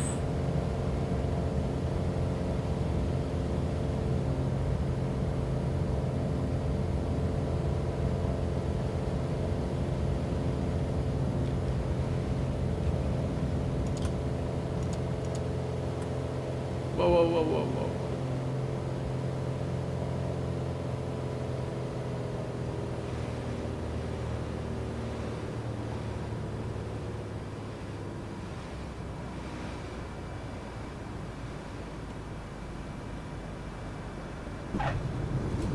Welcome to London Heathrow, ladies and gentlemen. That was one hell of a landing. It was very, very challenging to bring the aircraft on the center line and with good FPM. 84 is our FPM, so that was a nice landing, and we've recorded the landing, and that's the nice thing. So we can take a look at it. Now, guys, just if you look at the Garmin device, just look at the details here at London Heathrow. And what I'll do is I'm going to just zoom in. We'll just bring the aircraft to stop here at this building or terminal, whatever it is. We're just going to bring it to a stop, and we're going to do a replay. But first, by the way, you see the traffic here?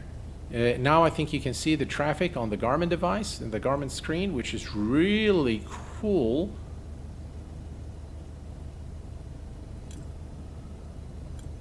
And I think it gives you the distance. So that is very impressive.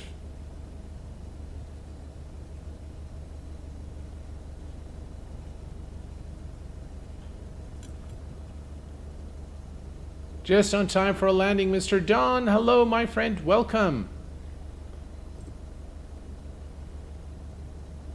FAA would love that. Yeah, live traffic is definitely doing. James, thank you very much, my friend. I think I'm satisfied with that landing. Not bad. All right. So let's set the parking brake. And now let's just zoom in and just, guys, look at all the details here at London Heathrow. And by the way, when you zoom in more, you see more stuff. You can see all the taxiways, all the markings there. You've got the control tower, Link 36, everything, Pier 7, all the details and the buildings are marked properly on the map. You see right here, again, everything is properly marked. And if you click here, it gives you information about, so this is hotspot 1, and if we click on the info, pilots are to maintain a good lookout at all times and are responsible for wingtip clearance. How cool is that? And this is true for everything inside this map. So if I click here, again, let's see here. Right. Anything that's got this circle, you can basically click on it and it will give you more information. So that is, again, what is this here? Caution for Code F aircraft. Again, all those are the taxi markings and all the instructions on the ground are available there for you, which is pretty cool. Yeah. All right. So what we can do now is we can do a replay of our landing. I'm sure you guys want to see that. Smoke, any hit on frames with that Garmin? No. So let me tell you guys this. Again, as I've indicated during mid of the stream, that that this so there is no Navigraph integration. There is, though, the US charts. I'll show you this in a minute. It's got its own, but it has been fully optimized for performance, and I have noticed no degradation in performance whatsoever with the Garmin device, with the GTNXi 750 and 650 for Microsoft Flight Simulator. Zero effect on performance. I've done several tests before because I knew this was going to, by the way, be asked. So I've done several tests loading up the JustFlight at different airports with and without the Garmin device. In fact, I compared it to the PMS-50, and I've seen in both devices, by the way, no degradation in performance whatsoever. So this device has been really optimized to work with a lot of different aircraft in Microsoft Flight Simulator. It is very, very well made in my view. And now we can go and let's see here. Let me see if I got this correctly. So we're going to stop the recording. It says load the flight. So we're going to load GTN FCR. All right, so we've loaded the GTN device. Let's see. All right, woohoo! We can now do a replay. All right, let's hit the replay button. And now, ladies and gentlemen, we are taking a look at the replay, and we are at leisure to look outside and do a lot of different things. By the way, we can also use this view. You can see the aircraft now there, and we can do this, which is brilliant. Actually, if we click there, it's going to take us back. Ah, I see what it's doing. It's taking us to the last known position. You can see a lot of AI traffic coming as well. But we're going to go for our aircraft. There's traffic to our right. But I believe that's us. And we'll just... ooh, I just love the fact that you can do this.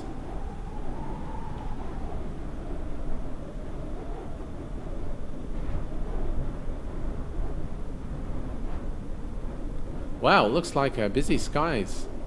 Is that us? I hope so.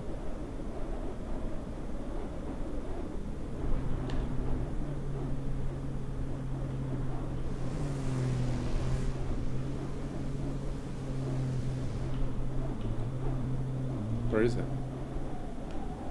Oh, there we go. That's definitely us right there.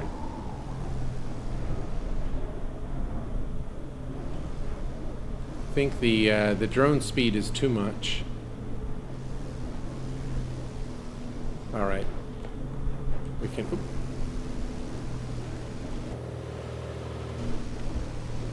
Definitely, guys, look at that. I mean, definitely, there's a crosswind there, and maybe I can fast forward this a little bit. Let's see. So maybe right here. Do we have the landing gear down? No, not yet. Oh, it looks like the landing gear isn't going to be down.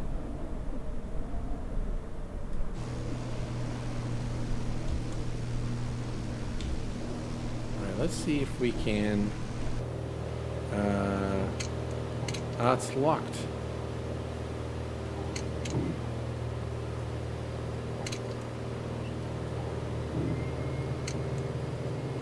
Alright, looks like some strange things in the replay, but the landing gear doesn't want to come down.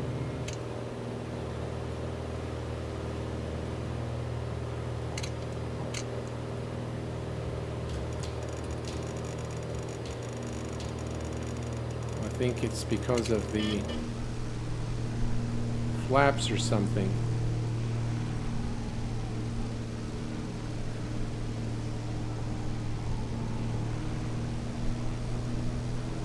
Alright, well, we can... Let me move this down here. It looks like we're going to do it without the... oh, there we go. That's the landing gear. Looks like that's when we actually lowered the landing gear. But guys, you see this? I mean, it's going to get really erratic now. 500. That's 500 feet. And that's when things started getting really crazy as we came into land. It was, I tell you, it was a really tough one.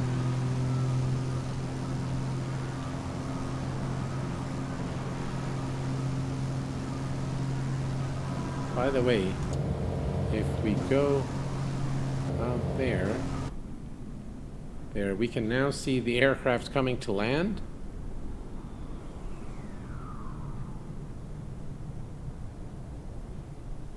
God, I love flight control play. This thing is really cool.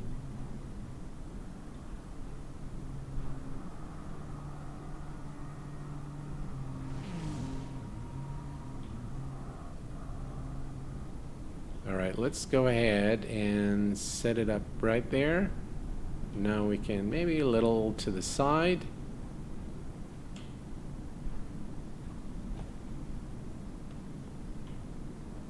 And yeah, we can do a lot of different things. We'll do it. You can see, by the way, all the traffic behind us also. So it looks like it's a busy evening here at London Heathrow.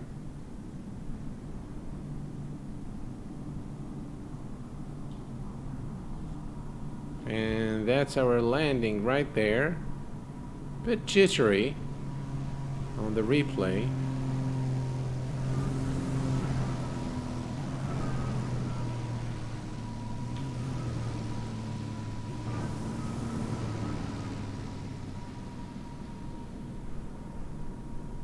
Oh, wow. All right, here's what I'm going to do. I am going to come back here.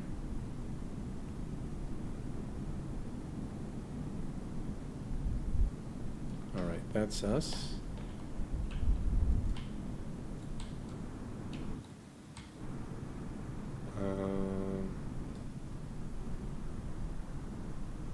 Still getting my... All right, I think just slightly more. Don't sink. All right, Don't sink. and play that. Don't sink. Don't sink. Don't sink. Now this Don't is sink. what happened as we came into land, Don't sink. and you saw how challenging sink. this was. Don't sink. Don't sink. Don't sink. Don't. Yeah, look at that, just how we battled before we actually landed the aircraft. At a minus 85, I'm pretty happy.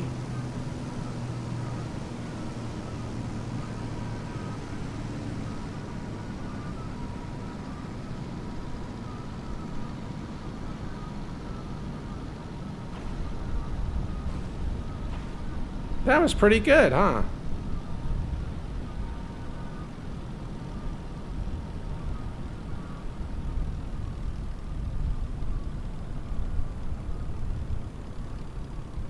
Nightbot is definitely, that's actually my bad, not Nightbot.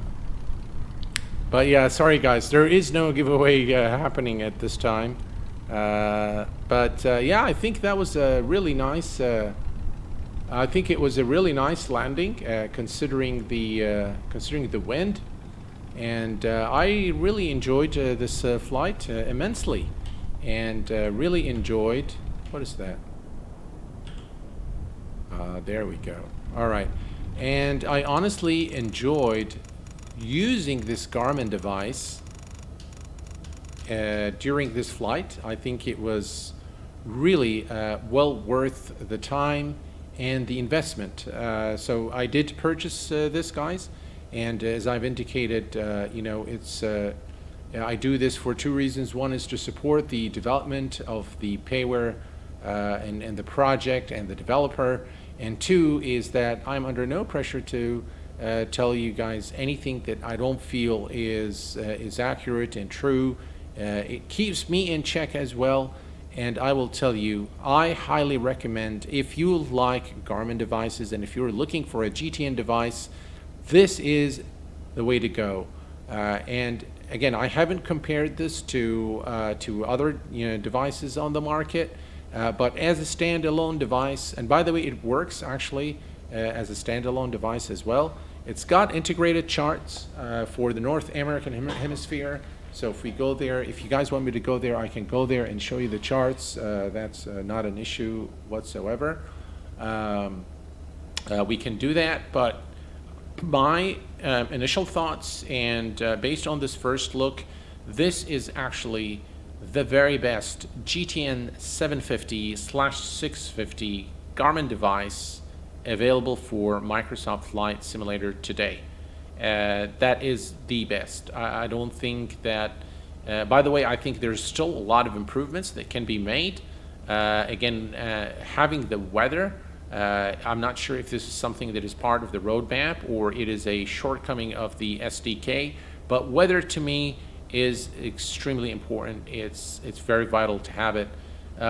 We've got with us here Madrid iTunes. Hello, my friend. I'm not sure if it works on Xbox. My hunch is that it doesn't work on Xbox because how would you download the Garmin Trainer onto Xbox? I'm not sure really, but I honestly don't think so.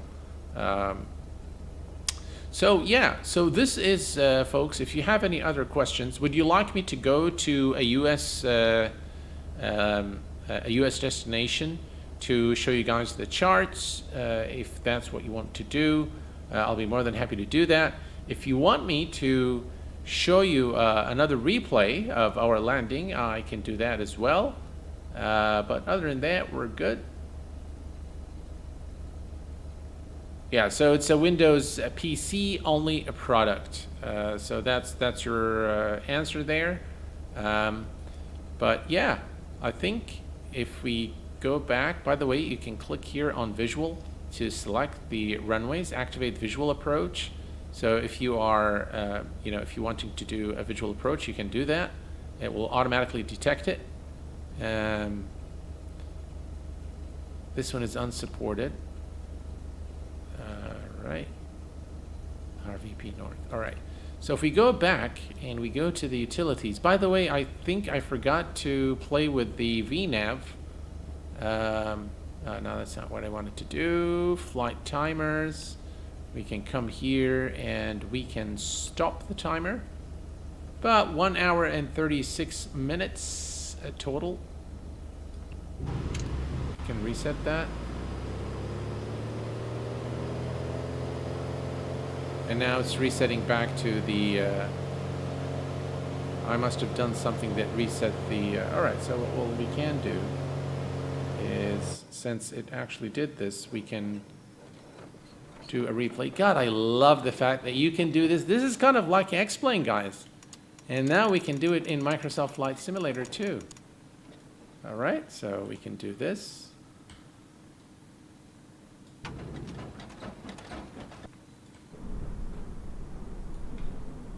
All right, a little more. 500. All right, and let's play that. And let's take a look at our landing one more time. This time, we're gonna do it from this view, right there. Actually, let's do it like that.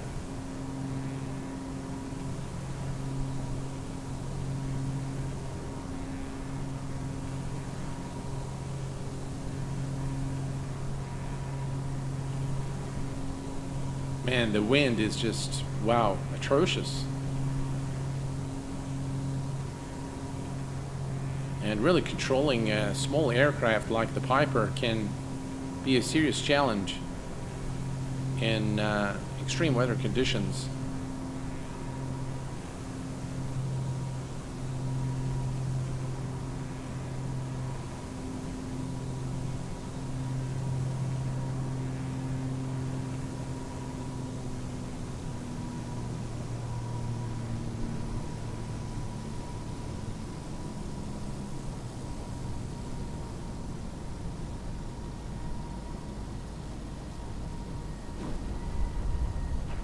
There you have it.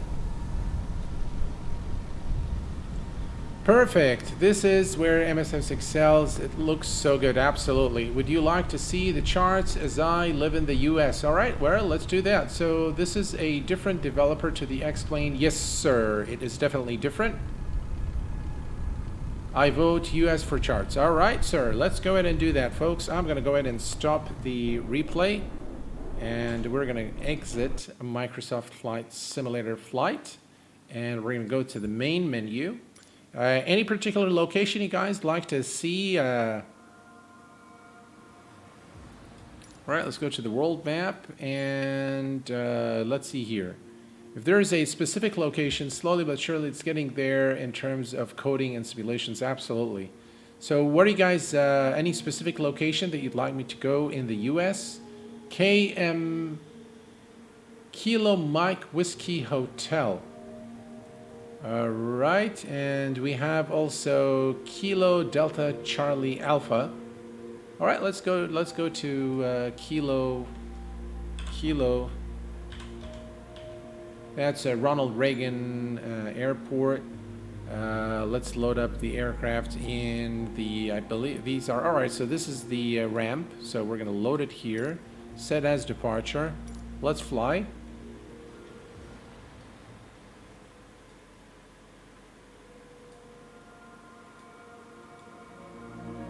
All right, so you guys want to see the I'll try to go, I mean, just to give you guys the idea, we're going to load it. I'm not going to go to a lot of different places to show the charts, but I think you guys will get the idea once we are at at Ronald Reagan Regional Airport. So we'll bring up the charts. It works in any location in the US, so it's fully integrated there. And you don't need anything else. So you don't need any additional software for the charts to work in the US. So for flying in the US, I was actually contemplating doing a flight from San Diego this morning, San Diego to Los Angeles. Air prop. All right. So we're going to say ready. All right, and state saving is disabled. The weather is pretty cloudy here at Ronald Reagan Airport. And let me go ahead and disable the head tracking movement. And now what we can do is we can come down here and we are going to turn on the battery and alternator. That will bring up the device. Continue, continue, continue. Right? Right. So, TOS, system test okay. all right, system test is okay. Now, if we go to the flight plan, you'll see that Ronald Reagan Washington Regional Airport is already loaded here as the departure airport. And if we go to the charts, voila, look at that. Let me bring this, actually, you know what I'm going to do? I am going to do the following. There we go. All right, so this is much better. Now we can see this. Right. So, all the charts for Ronald Reagan Airport is available here. And the nice thing about this is you can click here and go to full. So now you can view the full screen, shows the entire chart. Let's go back to split. And if we go to the approaches at KDCA, as you can see now, we have this approach. There are different approaches that we can select. So we can select ILS runway 01. And it would load the chart for ILS runway 01. We could go to the information. This is the first one that we've saw, the departures. Again, this is the departure. This is the ME1 RNAV departure. And if I click here, then you have a lot of, all basically the Dr. 5 departure. And you can either use the mouse to move around and look at the chart, or just simply click on full. Let's see what's got in the menu. Invert the colors, so you can do that as well, which is really cool. Again, it depends on your preference, what your preference is, if you like, if you like that or not. Vocal reaction, good evening, sir. Good evening, Bob International. Vocal reaction, good evening to you, my friend, and welcome. This is only US currently, yes, Dawn. It's currently working only in the northern hemisphere, northern US hemisphere, so North America only, Canada as well. So all of Canada and the US is included. So again, we can go to split there, and then we can go to the arrivals, and you can see the aircraft. And by the way, it's kind of like Navigraph, so it's got this moving map. So remember when we went to the approach here, so this is, I believe this is us right there. That's our aircraft right there, showing on the map. So yeah. So, and then if we, by the way, let's see here. Yeah, okay, now what is this message saying? Oh, that's just the license message.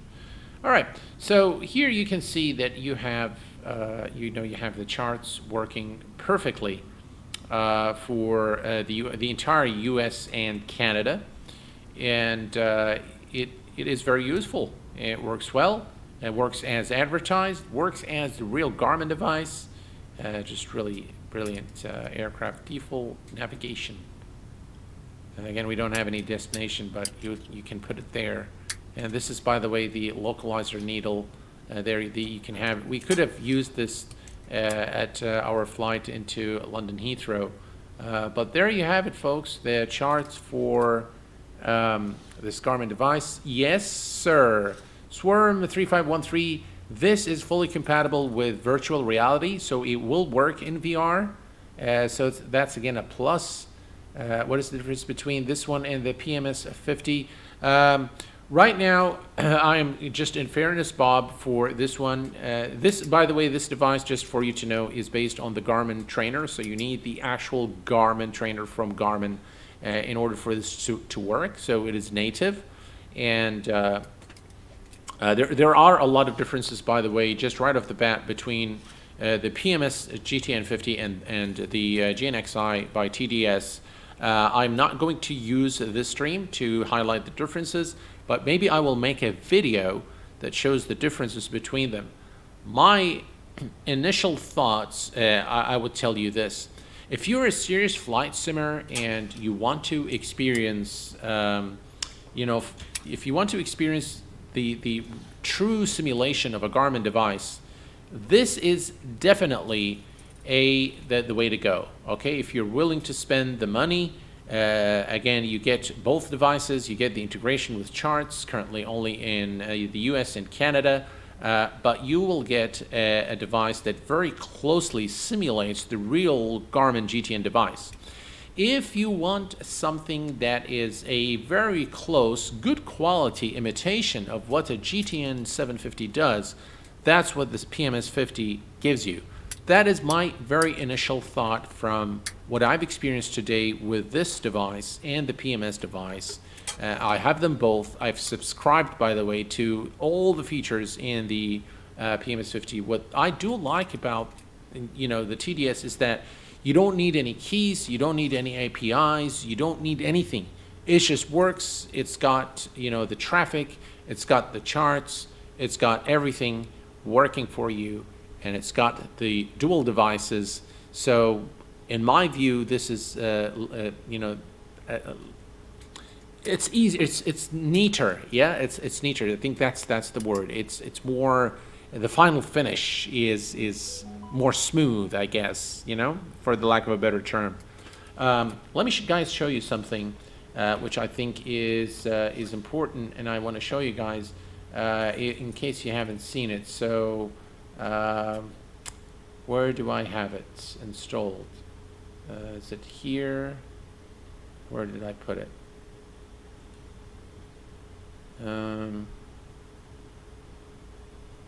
GTN Flight Sim. All right, so I'm going to go to my Explorer, and we're going to go to this PC and go to my storage. All right, so this is the GPS manager, and this is my email address and my password. So when you purchase the product, it actually will come with this GPS manager, and the first thing you do, you log in.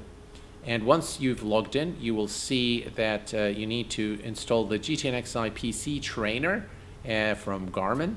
Very, very easy process. Really, as you can see, I have the latest version installed now. And once you are done with this, you will go and download the actual TDS GTNX from within this control panel. You don't need to do anything. Just click here, it downloads, click here, it downloads, and then you can go to the settings here. So this is where you can uninstall the product if you don't want it. So you can just simply uninstall it. Okay? Once you are done with the installation, then what you'll do is you will bring up the actual TDS GTNXi flight sim. This is the how you configure your device. So you can go, now it's engage mode, obviously, so we cannot really change anything here.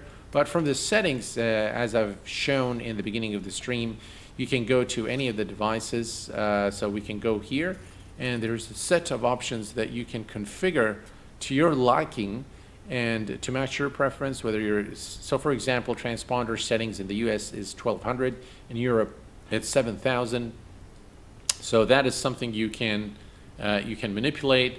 Airplane type, again, you can specify if it's high wing, kit plane, and the device would actually operate in a different manner depending on the aircraft that you select.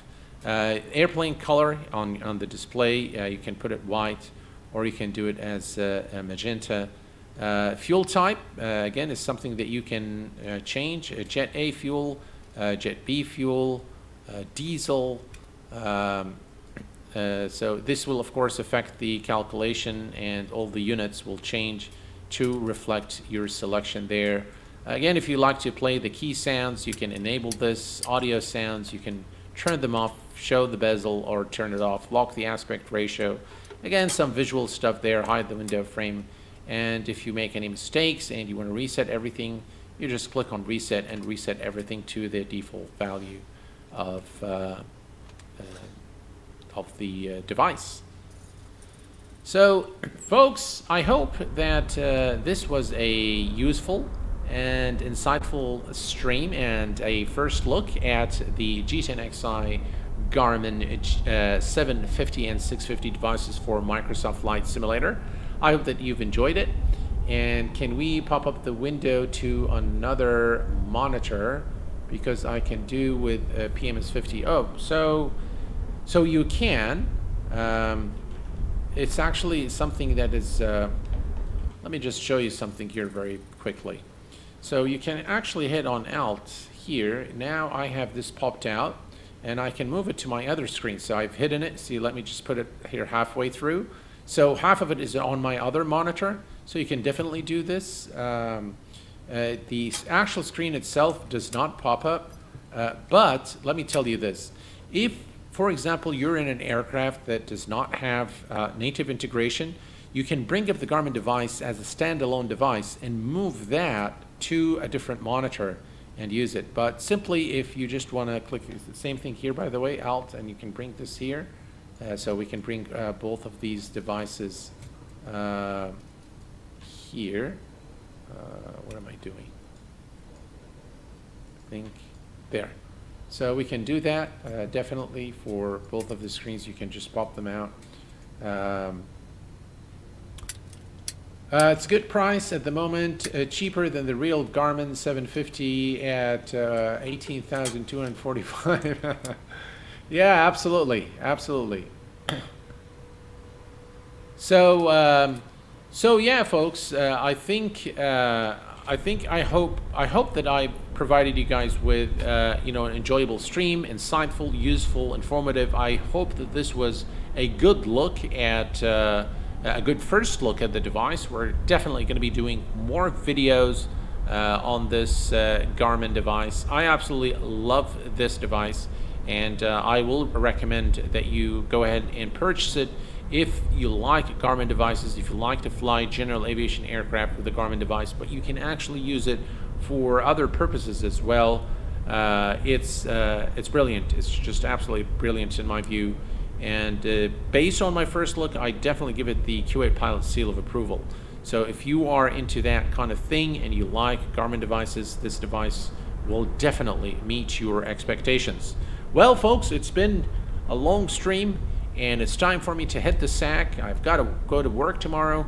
So before I end, as it is always the case, please take care of yourselves and each other, and I will see you all very soon.